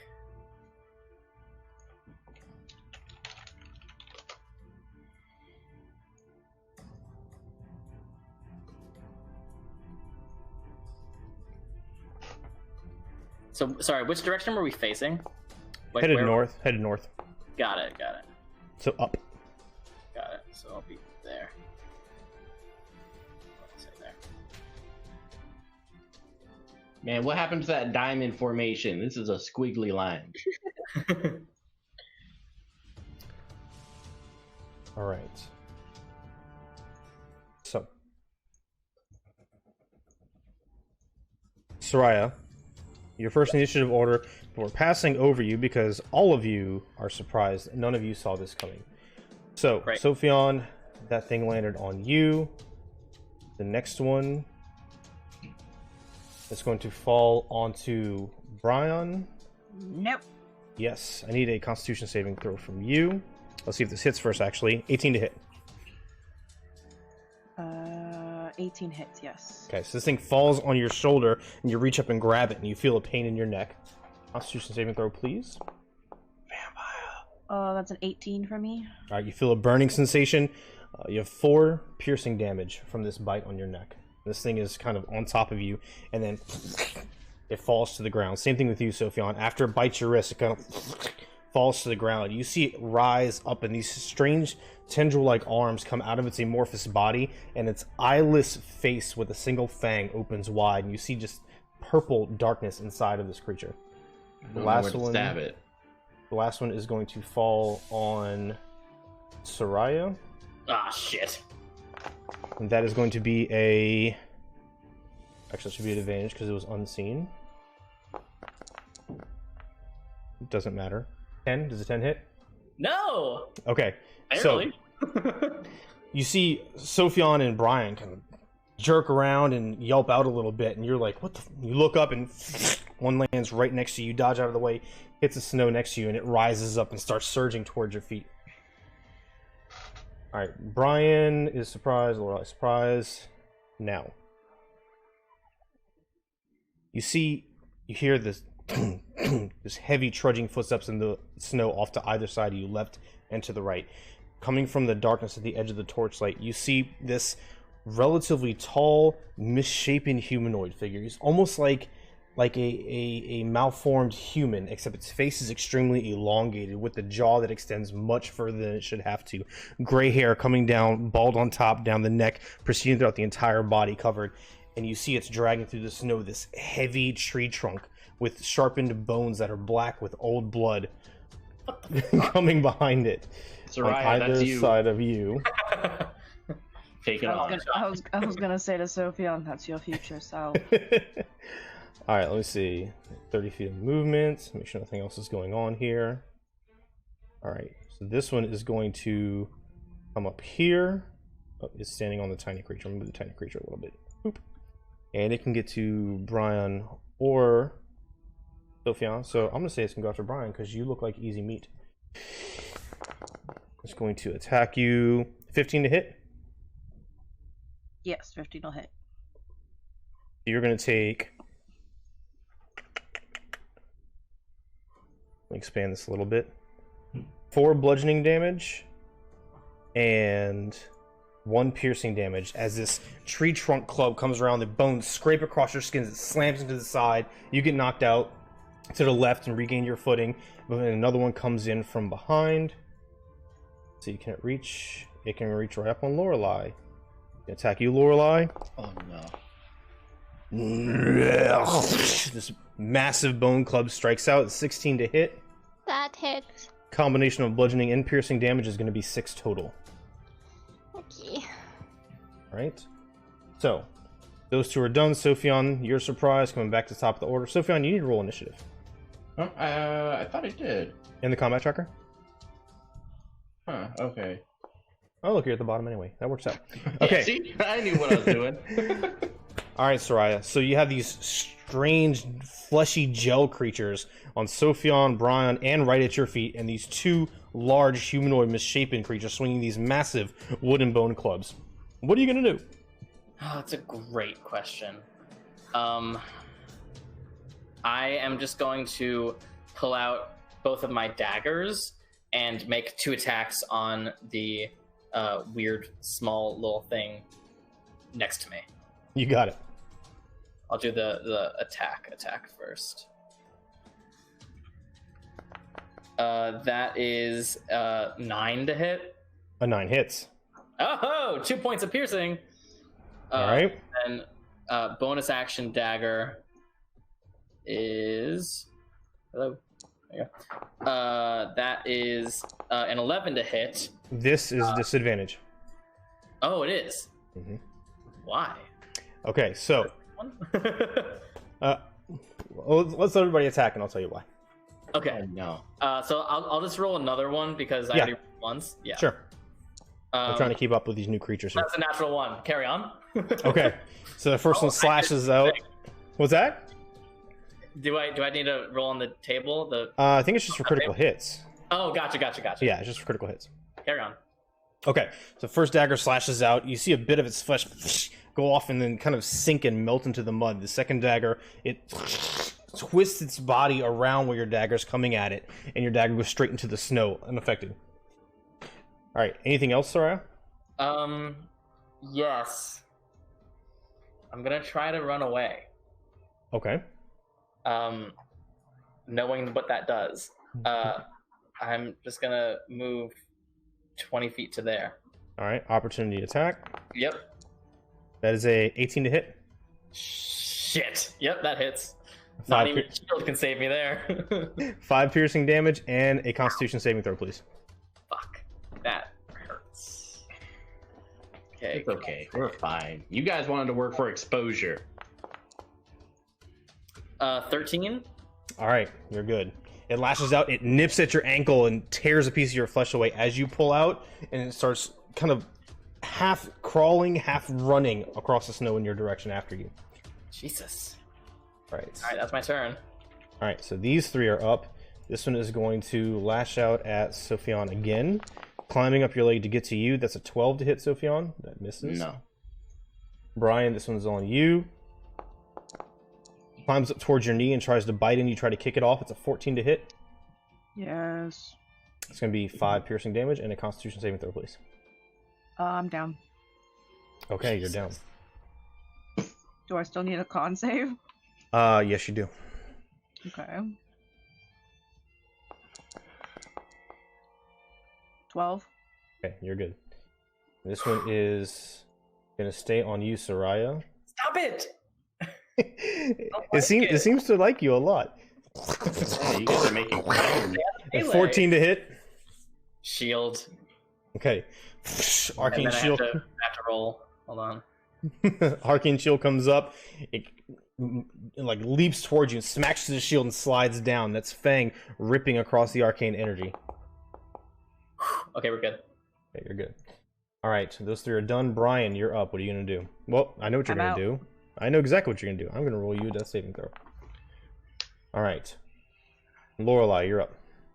Okay, I'm going to hit the big guy next to me with my rapier. Oh, where is it? Oh, there it is. Alright. Oh, that is an 8 to hit. That does not hit. Oh, dang it. Okay. Then, let me see. Do I have anything else I can do? Let me check. I'm going to...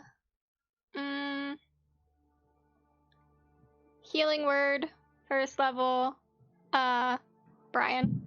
Okay. So that'll be, let's see. It'll be a d4, so let me roll that real quick. Oh, 1 plus... Stay down! It's a 1 plus 5, so you get 6 HP back. Nice. Alright, so you're no longer unconscious, but you are still prone, Brian. Yep. Alright. Anything else, Lorelai? No, that's it. Alright, Grimlocks. Brian is down. These guys are smart, so he's going to lash out at Sophian. And that is a 20 to hit. That hits. And that is going to be a combination of bludgeoning and piercing damage for 10 total. The other one's back here by Lorelai. It is going to lash out at you, Lorelai, returning the rapier throw. That's a natural 20. Okay, guess I'll die. Yeah, we're out. We survived the temple, but not the forest. Forest So hard. that is going to be a total of 14 damage. That is exactly my HP, so I'm down. Jesus. Okay. There's our healer. So you are unconscious, and for the next round, even if you get back up, your offhand is injured. So anything you would have to do in that, you would have disadvantage. Okay. If you use your offhand for anything. As you pick your hand up, the spike club comes down. It slams your hand into your chest, one of the bony protrusions going through your hand into your rib cage. And as it kicks you off, it rips out, and your hand is not in good shape. Sophian, you see this. Brian's down next to you, conscious, prone. Lorelai's not looking good. Soraya's running off to the darkness with one of these little things chasing her. What are you going to do? It's the worst Halloween ever, you guys. I know, right? Is Lorelai conscious or No, Lorelai is in bad shape. I'm like oh god, Soraya, get Brian, and I'm gonna try to pick Lorelai up, and I'm gonna get the fuck back to town, or try to. That is my intention. Okay.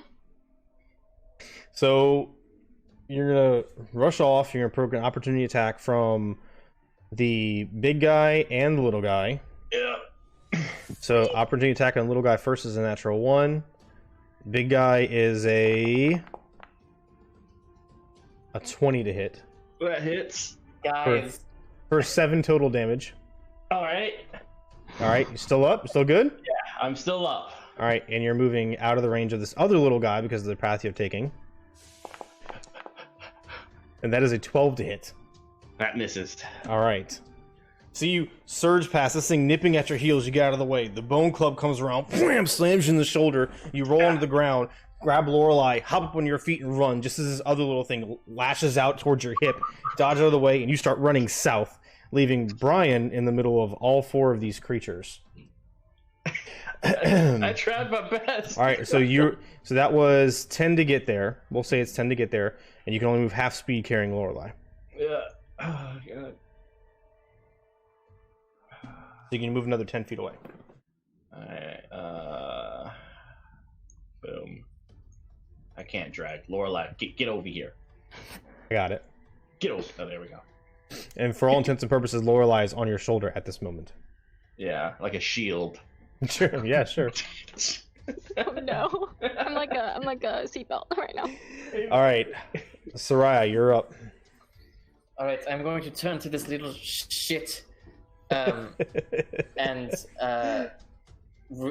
sheathe one of my daggers and point a hand at it and say, I said back the fuck off! And I'll cast Frostbite. It's a Constitution saving throw. All right, you got it. Language! Keep cursing. What is this? That's an 18. Okay. Cool. And then I will run and take another goddamn attack of opportunity. All right. Fuck. You got it. Fuck. That is a 21 to hit. Yeah, that hits. I'm about to pass the fuck out. 2 piercing damage as the fang sinks into your leg. Okay. All right. And you need a Constitution saving throw. Oh, here's where it ends. Do we win? 5. Okay.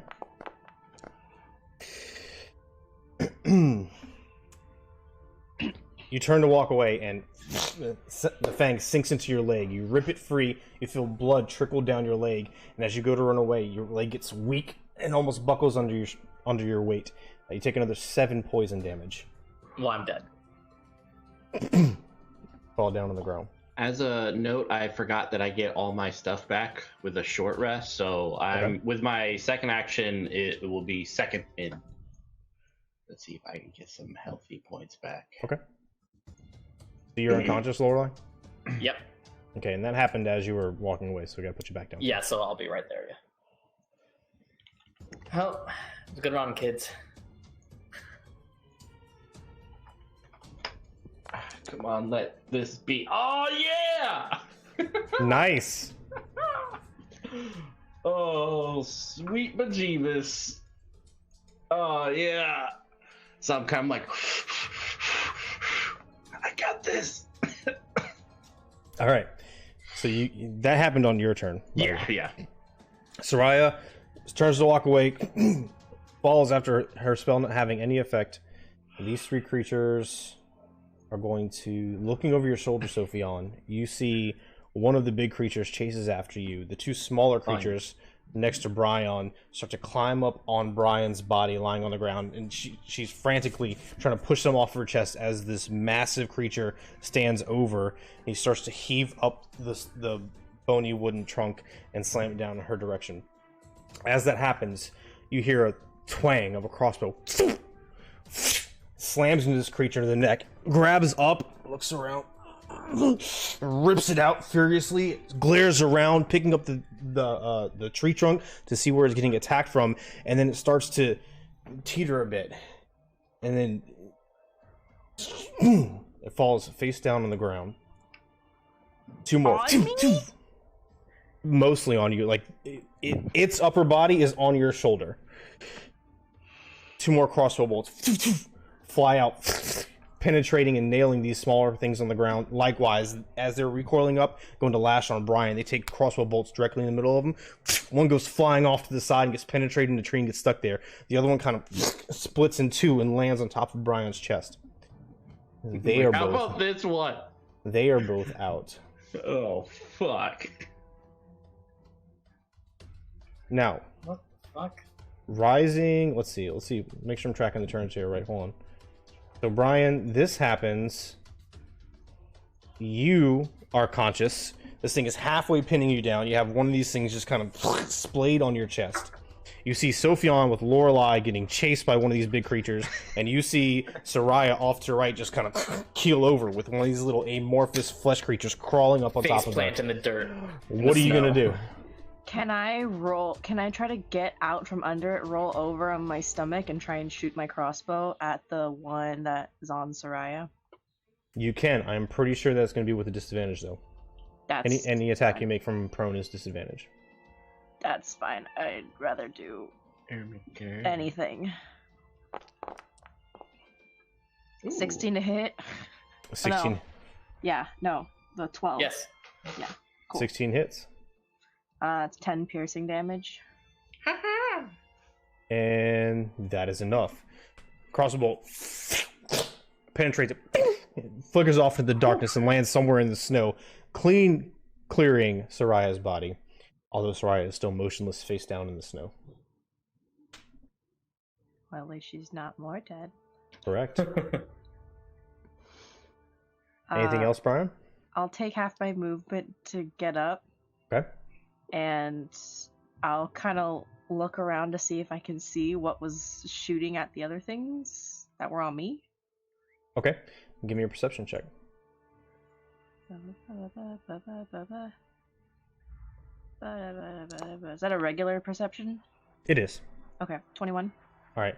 Glancing around quickly, trying to figure out where this potentially new danger is coming from. You see near the tree trunks of many of the trees surrounding you, humanoid figures wearing dark clothing, and one of them looks very familiar. Here in the dim light, you see the grayish outline of a drow face that you saw back at the cathedral before she disappeared. The one I killed? In total, you see 6 drow surrounding you. 4 of them appear to be wearing metallic armor underneath dark cloaks. One of them seems to be in more regular leather garb with a thick hood and a face covering over his nose. And then the female is off to the left. Her head is uncovered now. She has long, silvery white hair, and she's standing there with a crossbow, one eyebrow up, looking with almost amusement at what's happening in front of her. Okay. I will attempt to move the rest of my movement 5, 10, 15 to make my way towards Soraya. Okay. And You do then- so. Well, if you do that, you may provoke an. You may provoke an opportunity attack from the creature chasing Sophion. You'd be passing really close to go there directly. You only have 15 feet, so you can either go around or risk it. Risk it? Okay. Risk it for the biscuit. Running past behind it, this creature seems fully intent on nailing the back of Sophion's head. It does not attempt to attack you as you run towards Soraya.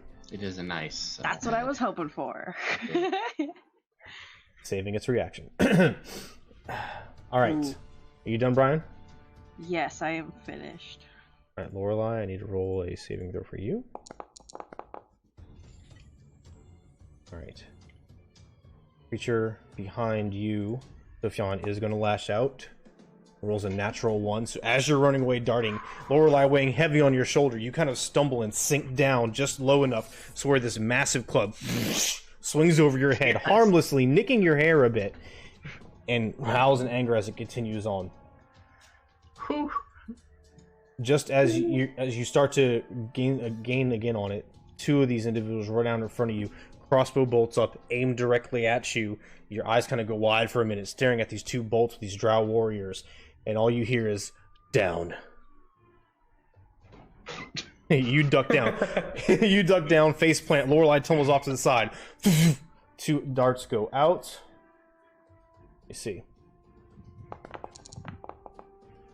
That's a hit. That's a hit. Roll this. Roll this. Alright. 2 crossbow bolts slam to the chest and the neck. Teeters back. You hear it moan a bit before rapidly falling backwards in the snow, completely out, just like the other one. All these creatures that attacked you in the copse of trees seem to be either dead or lying motionless for some other reason. And as you take stock of the situation, these drow start to slowly creep in, some with short swords out, fine elvish make, although darkened blade, and most of them with these wicked-looking short-hand crossbows pointed directly at your party.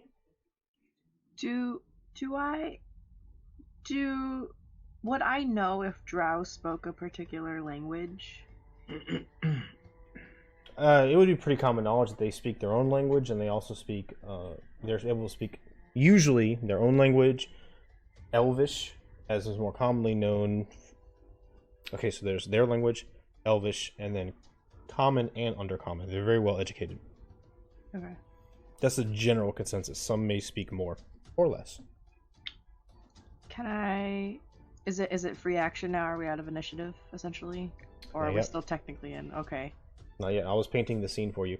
Sophion, that all happened kind of as reactions on your turn. So, what are you going to do here, seeing and knowing this? Sophian kind of pulls his dagger close to his chest and stands over Lorelei, looking over at the dark elves. All right. Don't take another step. I know you guys have me outnumbered here, but I'll kill one of you. Preferably not. I want to live. That's kind of it. He's waiting to see if they're gonna throw down or not. All right, Soraya, death saving throw for you.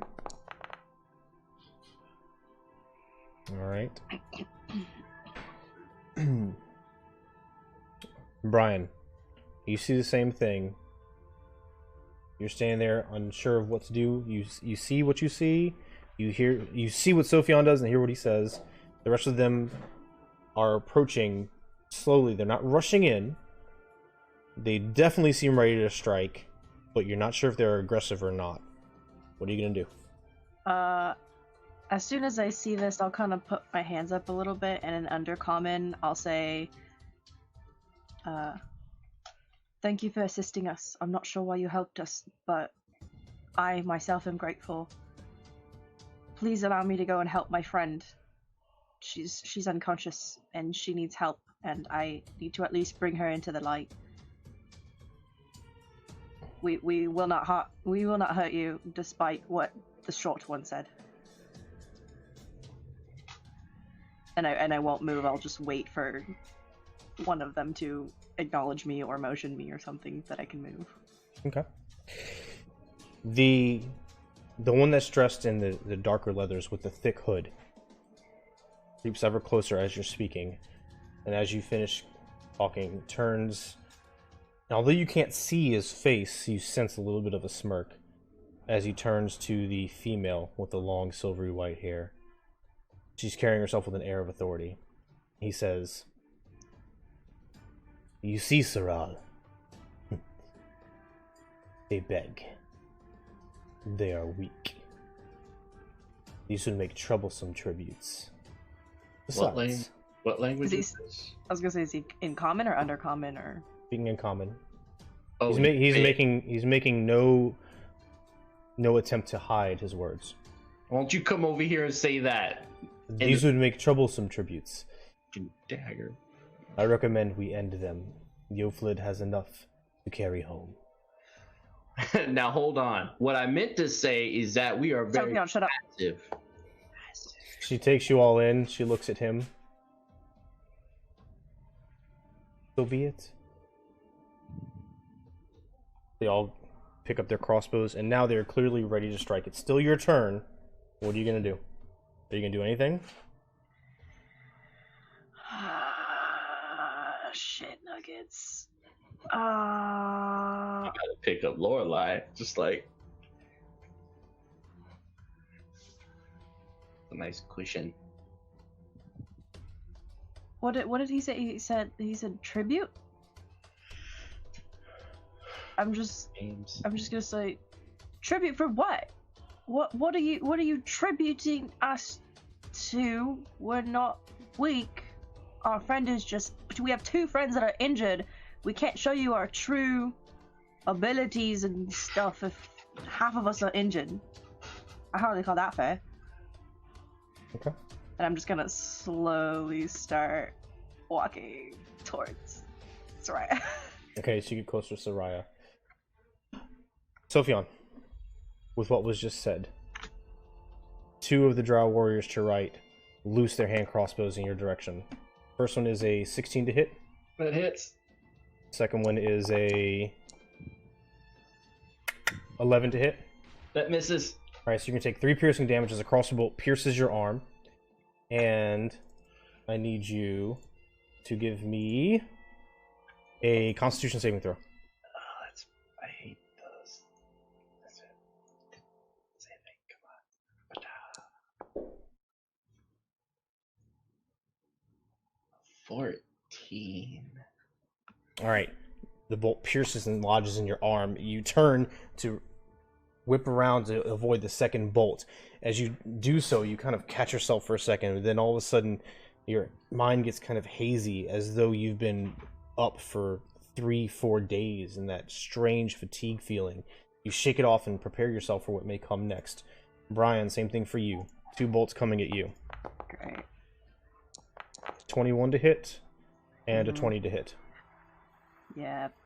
All right, so it's 8 and then 5. I'm down. Okay. And a Constitution saving throw, please.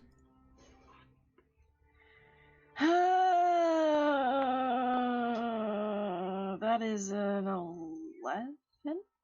Yeah. 11. Okay. It actually would be 2 different bolts. Oh. They both hit. And an 8. Okay. So you are... Well, you're unconscious anyway. So. However, you are also poisoned. Fine. Sophion, these drow seem to be blocking your path forward. The other ones are coming in from the right as the 2 creep up behind you. You feel like the ones behind you... The ones in front of you are obviously reloading their hand crossbows. The ones behind you are creeping up behind. You're on your feet. Torch in one hand, Lorelei on the other. I feel like Torch has probably got like it's fallen onto the snow, just kind of That's fine. From the ground. What are you gonna do? Considers picking up Lorelei and using her as a shield in an attempt to get out.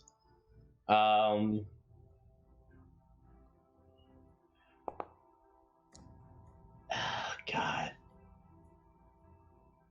Instead, he's going to run forward and try to grapple this little guy. So are you gonna drop Lorelei, or are you gonna use your one free hand and still hold Lorelei? I'm dropping her. She's dead. Okay. She falls in the snow. There's no saving her. I have my new armor. Keep my corpse warm. All right, so Keeping your corpse room temperature. come on. Here. I need to make a...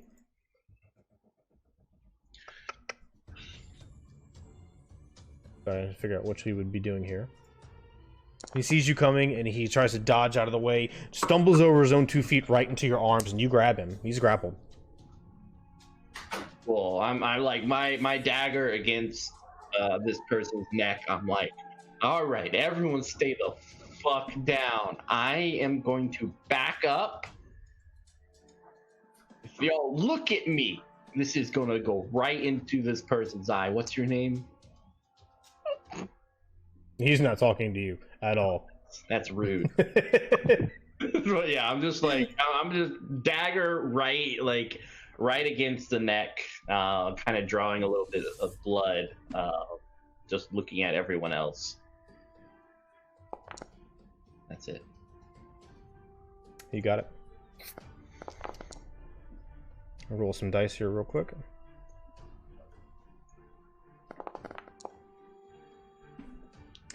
All right. So the 2 from the north, the woman, the female, and the one with the thick, heavy cloak on, keep walking towards you. As they stop as you begin talking, and as you finish, they look at you and kind of cock their heads, and they both, and crossbow goes up. Bolts come out, slam into the drow's head and neck, and he slumps in your arms. Fuck, keeping him up like, fuck. What the hell? So let's see. That was Soraya's turn. Need a roll for Soraya. That was their turn. Brian's out. Lorelei's out. The last thing we need is to have all our lives depend on Sophion's social skills. It's working. Yeah, we're doing good. As this happens, this drow goes weightless. I mean, like fully weighted in your arms. You're holding it up, trying to block it. I'll even give you half cover for those. So we're going to be the other 3 drow. 1 crossbow bolt's a 5 to hit. We'll say that hits the drow in your arms. And the other 2 is a 17 and an 18 to hit. What is half with cover? them. That's -2. Okay, then those both hit as my. Well, they were actually, I had given you a -5. It was a 10 first, a 22, and a 23. Oh god, yeah, I have a 16 AC. Okay, so 6 piercing damage. Okay. Still up. Yep. Oh my god. 4 piercing damage. Can't be up much longer. Oh god. 2 Constitution saving throws. Oh man. Those are the worst. Stop it. I don't know what to tell you here. Oh! That one's good. That's good. That's good. One more. You can do No, it. that's it. It counts for both. Whoa! Oh, fucking A. So, one bolt slams in the drow in front of you, and then one scrapes your shoulder, one embeds in the other shoulder. You feel that same heavy fatigue feeling creep over your body, but you shake it off, holding this drow up. Your party members are right there in front of you, and all these drow continue just knocking back their hand crossbows, walking towards you. Fuck. Guys, Yeah, make sure you tune in next week for our new campaign. Yeah, Sophion like bites his lip and draws blood to try to keep himself awake. Like, oh god. Whose turn is it? Yours.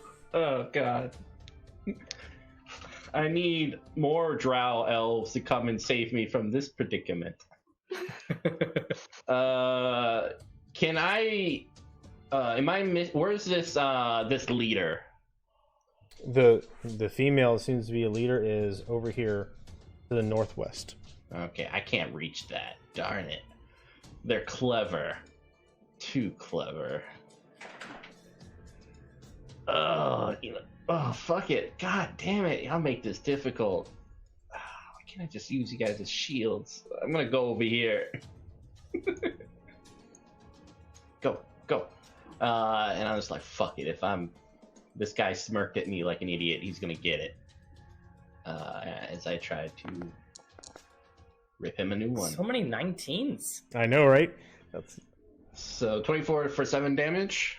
That's a hit, and that hits him good. You rush forward, dropping the drow, charge over, a grimace on your face, lash out with your dagger, across the torso, tears through his armor, a bright red streak starts oozing out in front of his chest. He looks at you, shocked, bewildered, and then he grins. Then I'm gonna action surge and do it again. Go for it. Oh, come on, sweet bell. Oh my god, what is that? Oh wait, no. Yes, 20 to hit. 20 hits. 9 damage as I just You like with damn that halfling. I know, with that stupid smirk, I'm gonna like slam my dagger right into his kneecap. As he smiles, he seems caught off guard for a moment by the ferocity of your attack, and taking advantage of this, you reverse your thrust, wham into the kneecap, rip it forward. His knee buckles underneath him, and he falls forward. And as he looks up at you, he looks to the left, and then crossbow bolt in his head, crumples on the ground. Not in my house, bitch! Can I go home now? Alright. God damn. As he falls into the ground, this obviously very much dead, you hear the female drow speak up. This one has fight. Perhaps we were wrong. Or perhaps you were wrong. I think this one may make a good tribute after all. I'm like the best tribute ever. Spitting blood onto the snow. We have dallied too long. Do you hear them? They seek to find us. You, feisty one. Yeah. Tell them what happened here. And tell them what will happen if they continue to follow. To them and their loved ones. You got it. Message received. I will definitely never come out here again. They slowly walk off, crossbow still aiming at you, and then seem to disappear into the darkness around you. Oh my god. Mere moments later, out of nowhere, you hear trudging up. Jury Endor, the mayor, several townsfolk with pitchforks and shovels charging into the darkness, making all sorts of ruckus, completely oblivious to the situation around you. And then it seems like they come to their senses when your torch flickering and melting the snow around you. They see all these corpses and the bodies of your party members around her. Yeah. Sophion, by this point, is like just on the ground looking up like, oh god. Fucking A. Jurinder quickly runs over to your party members one by one. Thankfully, you all did really, really good in your death saving throws. Not perfect, but good enough to last this long. Jurinder runs around and he produces a couple of potions of healing and says some prayers over them, and then one by one, your party members stabilize, if not come back fully to health. Let's see who comes back fully to health and who's stable. Brian, you regain a hit point, and yes, and Soraya, you regain 3 hit points. Lorelai, you are once again stable but unconscious at the end of the session. I'm sorry. For now, technically we haven't ended yet, so for now. And Jurinder looks around. He's aghast, and looking at these strange creatures. He turns and kind of trudges off into the darkness behind a tree, and then you hear the sound of retching for a good long moment before he comes back around acting like nothing happened.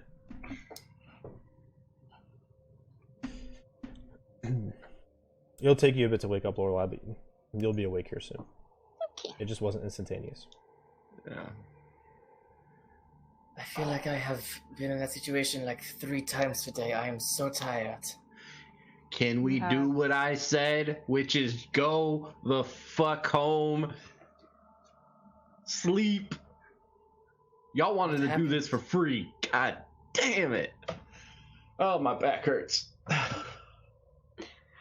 Yes, this forest is far more dangerous than I anticipated. Let us, I'm still getting my mind together. Is there a trail to follow still? No, we do not follow. All right, they were very specific. This will just the Drow. This will just happen again if we try to follow. What Drow? What are you talking about? The ones who, I don't even know when you passed out, but after those weird creatures attacked us, we were accosted by Drow, and then they left, and they told me, don't be coming out here again. And I said, okay. So this is what happens. It seems as though this talk of the Drow has attracted some attention. Jurinder has recomposed himself and made his way over to where you are, as has the mayor and the several villagers that came out. At the mention of Drow, the villagers' eyes go out to the sides, scanning for danger, as does the mayor's, and Jurinder talks with him for a moment, whispers in his ear, and then comes over to you. The Drow, you said the Drow. Yes, look at this, and I'm like, is the body still here? Did you find it then? Did you find the moon shard? No, we barely got out. We got fucked. Did this look like a triumphant moment to you? I understand. They will be fine. The general has blessed them. I am asking if you found the moon shard. No. Philippe here said that he was ambushed by Drow, and before he lost his consciousness, he saw the moon shard in the hand of the one leading them. I was hoping that you found the moon shard. I saw the one leading them, but we barely made out of this with our lives, okay? We were not triumphant. We didn't win. We didn't get anything.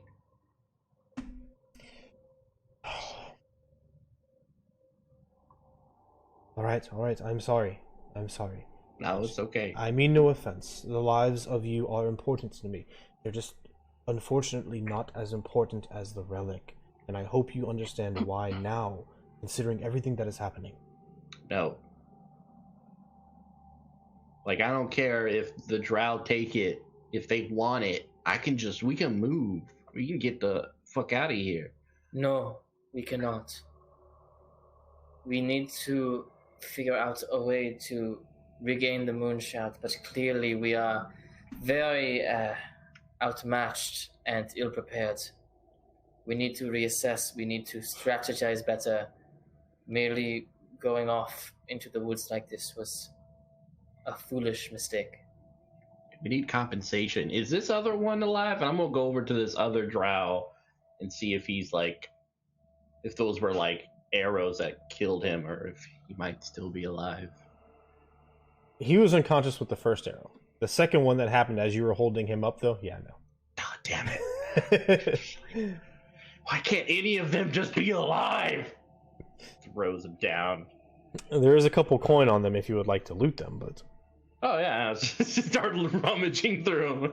Okay, we're gonna get this. Your bravery is unmatched, and I do apologize for what you have gone through. I can't imagine how painful it is.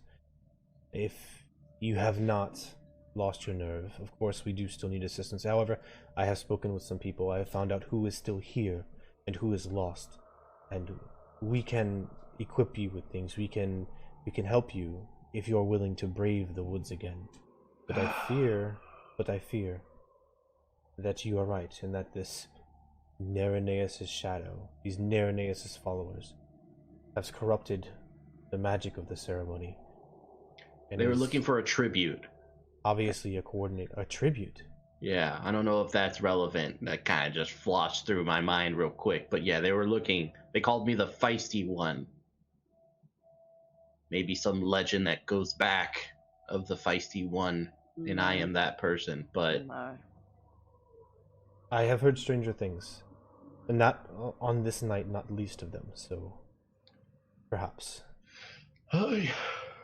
If we can be equipped with everything that Rebelka can provide us with, perhaps we could stand a bit of a fighting chance. But as we are now, we are hopelessly outmatched. Especially if we go wandering in the dark against some drow. Yes, we should rest and go in the morning. Lorelei said that her people are not good in the sunlight. Yeah, Lorelei, are you awake? Am I awake by this point? We'll see you're waking up as you hear Lorelei. And I'm like, oh, it happened again. Yes, I feel the same way, Lorelei. stop taking dirt naps. Gosh dang it. What did you want? Fuck, I don't. What's your weakness? Apparently crossbow bolts and big monsters. Maybe if we had more of those. What were you asking, Soraya? I'll stand up and like brush all the snow off.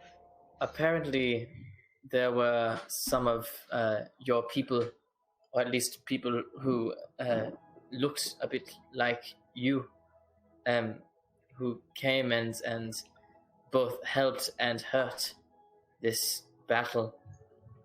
And apparently they told Sofiane that they would continue fighting us if we continued following them. So is there some sort of advantage that we could have over them?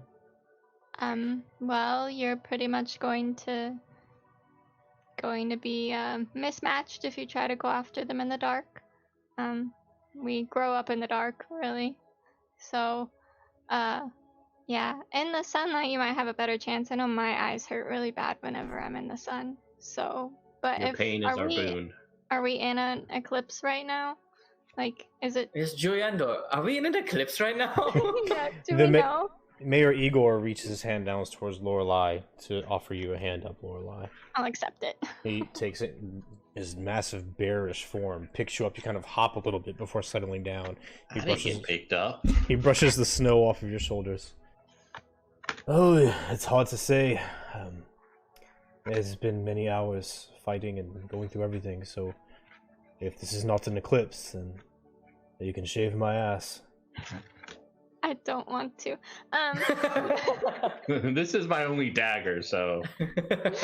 Well, if it is an eclipse, I don't think it would be the smartest to go after them, but I also don't want to see the townspeople. Yeah, I mean, if they were taken to be a tribute, they're probably going to be dead. And I worry we cannot wait until the eclipse is over. A tribute to who? I don't know. They never said. Mayor Igor says, he kind of rounding you up. Come, let's go back to the village and get you fed. We have reason to believe the direction they're headed. They're most likely headed to Adric's Folly, which is several days away. So, if you can heal and you can make good time, perhaps you can catch them. I would like to heal. Yeah, all is not list yet. You can show me the house that you're going to give me for this first endeavor. A little bit of property. Oh, Sofiane. If you are able to successfully save all of our people and return the relic to us, I would happily give you my house. Okay, let's look at it first, and we'll see. I mean, it's the mayor's. Thank you for your hospitality. You know the mayor's house. It's literally the nicest house in Rebalka. So. Oh fuck yeah! All right, then. Mine. It's mine. I would do anything for a warm bed and a hot food right now. Oh, I will check. Do the drows that are dead have those crossbow bolts? They have crossbows. They have short bows. They're very, very foreign make, and they do have some bolts. Yes. Yeah. Can I have their bolts? Yeah. You can have their bolts. Sure. Give me an investigation check with advantage if more than one of you are searching. Yeah, I'll help. I'll help. Either one person roll it with advantage, or two people roll it separately. Does anyone have proficiency in investigation? What's that? No. No. I'm not super great. I'm not bad, but I'm not super great. Okay, I will roll investigation with advantage. Okay. That is a 20. All right. No momento por favor. Yeah. I mean, Sophion just wants to squirt it in his coffee and like. Jesus. It's a good sleeping medicine. Oh my god. Okay. So. Some of us use crossbows. Some of us also use coffee to wake up. You have the crossbow bolts. There's about 10 or so remaining on each of the two drow. Crossbow bolts made with some strange wood, or perhaps it's not even wood. It's hard to tell. It's either wood or maybe petrified fungus. The haft is. The blades themselves seem to be made of sharpened obsidian. Other than that, they're relatively unremarkable. However, in addition to finding the crossbow bolts, you do find a piece of strange-looking paper kind of underneath the body of one of the drow. It's kind of a paper, kind of a fabric. It's peculiar. On this fabric, there is a dark purple wet substance. Your tongue goes numb. And you start to feel very tired. Oh god! Give me a Constitution saving throw. I'm gonna take 10 of the drow arrows or drow bolts. There's only 10, or is there 10 each? There's 10 each, right? Oh, okay, yeah, I'll take just 10 10. each. Yeah. Mechanically, they're just crossbow bolts. Yeah, so But 10 they're for you, 10 cool. for me. They are cool. 21. Okay, Alright. so you don't succumb to your fatigue. However, you are groggy, like you just took 3 Benadryl. I'm gonna take the fabric and fold it up, and then put it in my. Hold on, I want a little already bit of done. that before I go to bed. Nope, already done. Already gone. Oh, well, I'm pooped. Okay, guys, let's go to our new house, which is the mayor's house, and get comfy. Temporarily, Yes, let us rest. temporarily, and if you return victorious, of course it is yours. That is certain. This has been most likely the most eventful day of my life. Second. Yeah. I fear you have many eventful days ahead, friends. Also, what are these 3 people getting for compensation? Like, I know their good heart is carrying them through the day, but that ain't gonna feed their bellies. I like how it took him this long to ask about us. My apologies, I assumed that you meant you wanted the house for all 4 of you. Oh, fuck no. Come on. No, I can't live with them. One's a child. No. We will scrounge together what we can while you are gone, if that is all right with you. We have, unfortunately, more pressing matters to tend to. Okay. That is okay with me. You just, take care of them. Take care of me most, but take care of all of us because, we're not going to risk our lives for the sake of it. I understand. Let us go. Yes, we have warm mead, and we have much food. We were planning on celebrating after, of course, as we do every year, but... Yeah, and maybe we can move around some of that purple stuff. No. You go ahead, my friend. And with that, we shall rest. And that is also where we're going to end tonight's session. And that is a level up sound because you are all now level 3. Yay! Lordy. Sammy coming in clutch with the level up sound. Oh man. All right. Back at it again with the 1-ups. That's right. That was too While you all are doing that, if my computer doesn't crash while I'm doing it, I'm going to key us up a raid because I'm trying to be better about that and spreading the love and key up all that stuff. All right, roll so some hit points. yes, y'all go ahead and do that. I'm doing all this stuff. Tell everybody what your hit points are, all the good stuff, any cool features you have. Oh man, I get to choose my archetype. I mean, we all Ooh. get to. Do you Ooh. reroll ones on rolling hit dice? I do, yes. Great, because I don't want to have 10. That's another one. Does that stick, or do you want me to just keep going?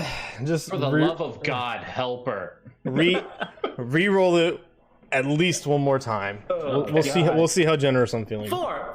There you That's go. all right. There you go. That brings me to a whopping 13 hit points, double digits, baby. 13. That's not bad. That's not bad. Yeah. Now I gotta It's choose some bad. meta magic. He's so bad. Indeed.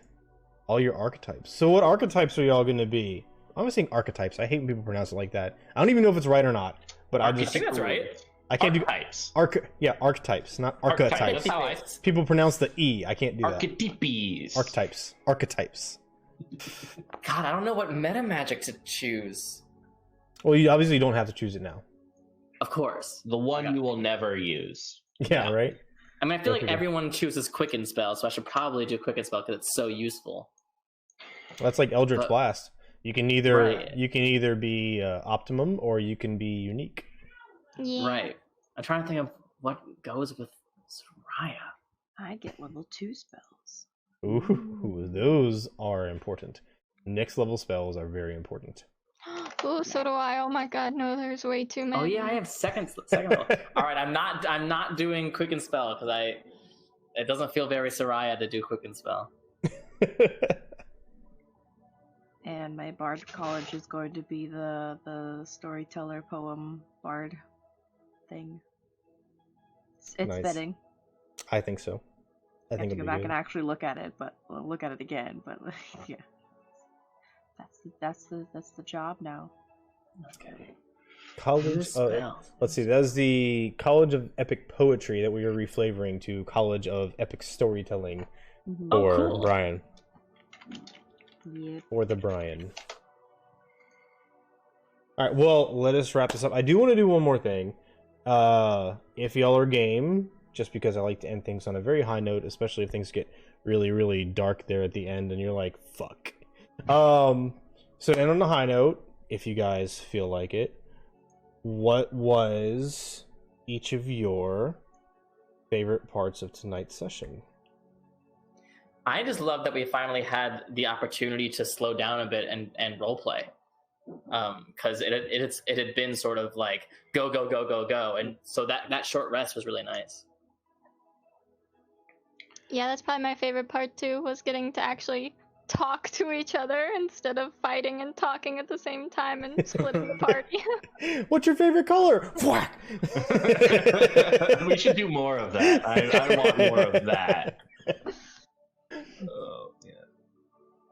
What about you, Shabes? I think my favorite part of tonight's session was trying to save a vampire, but then not, because we found out he was a vampire. And Lorelai was just like, "Nah, just kill him. It's fine." Yeah. Just Yeah, the blood Lorelai is just fine. going ham on that vampire. Like, oh, it moved. Nah, fuck those. Bam, bam. Just going at it. It's like, okay. Would you prefer I didn't? Nah, it's just surprising that. I saved your life, okay? Yeah. That's... And the fangs. We can't forget the fangs. I was gonna say also she took out his fangs, and I'm like, You never okay. know when you're gonna need to sell some vampire fangs, okay? It's true. It's very true. Yeah, that's my favorite part. All right, I think I'm happy with my spell that I chose. Good. Well, no, we can't spoil it. We have to find out Of course when not, no. Soraya casts it eventually. Yeah. Mitch, did you have any other thoughts for favorite part, or was it already spoken? No, it was that vampire. Just watching her just like fuck up that vampire. It's like, okay. Cool. Nice. All right, y'all. Well, I'm going to thank you all. Love you guys, everybody that came and watched now or is watching later on YouTube. Really appreciate the support. Check out all the links below here on Twitch, or check out the links in the thingy here on YouTube, whatever you call it. And I hope you've all had a great holiday season, and 2020 is kinder to everyone. And that's about all I have. So I'm gonna go over to the 2021. Did I not say that? Well, I hope 2020 is kinder. Part 2. I hope 2020 is kinder in memory than it was in reality. Let's respin that. Yeah, that's it, y'all. So ending screen, and then we're gonna raid. So click the raid button. We're gonna raid an actual friend of mine. They're not doing D&D. It looks like they're doing Immortals Phoenix Rising, which I haven't played yet. So she's really cool. Check her out. Give her some love, and we're gonna do that stuff. So love you guys. See y'all Friday night for Odyssey of the Dragon Lords, or in Discord before then. Peace out. Bye. Bye.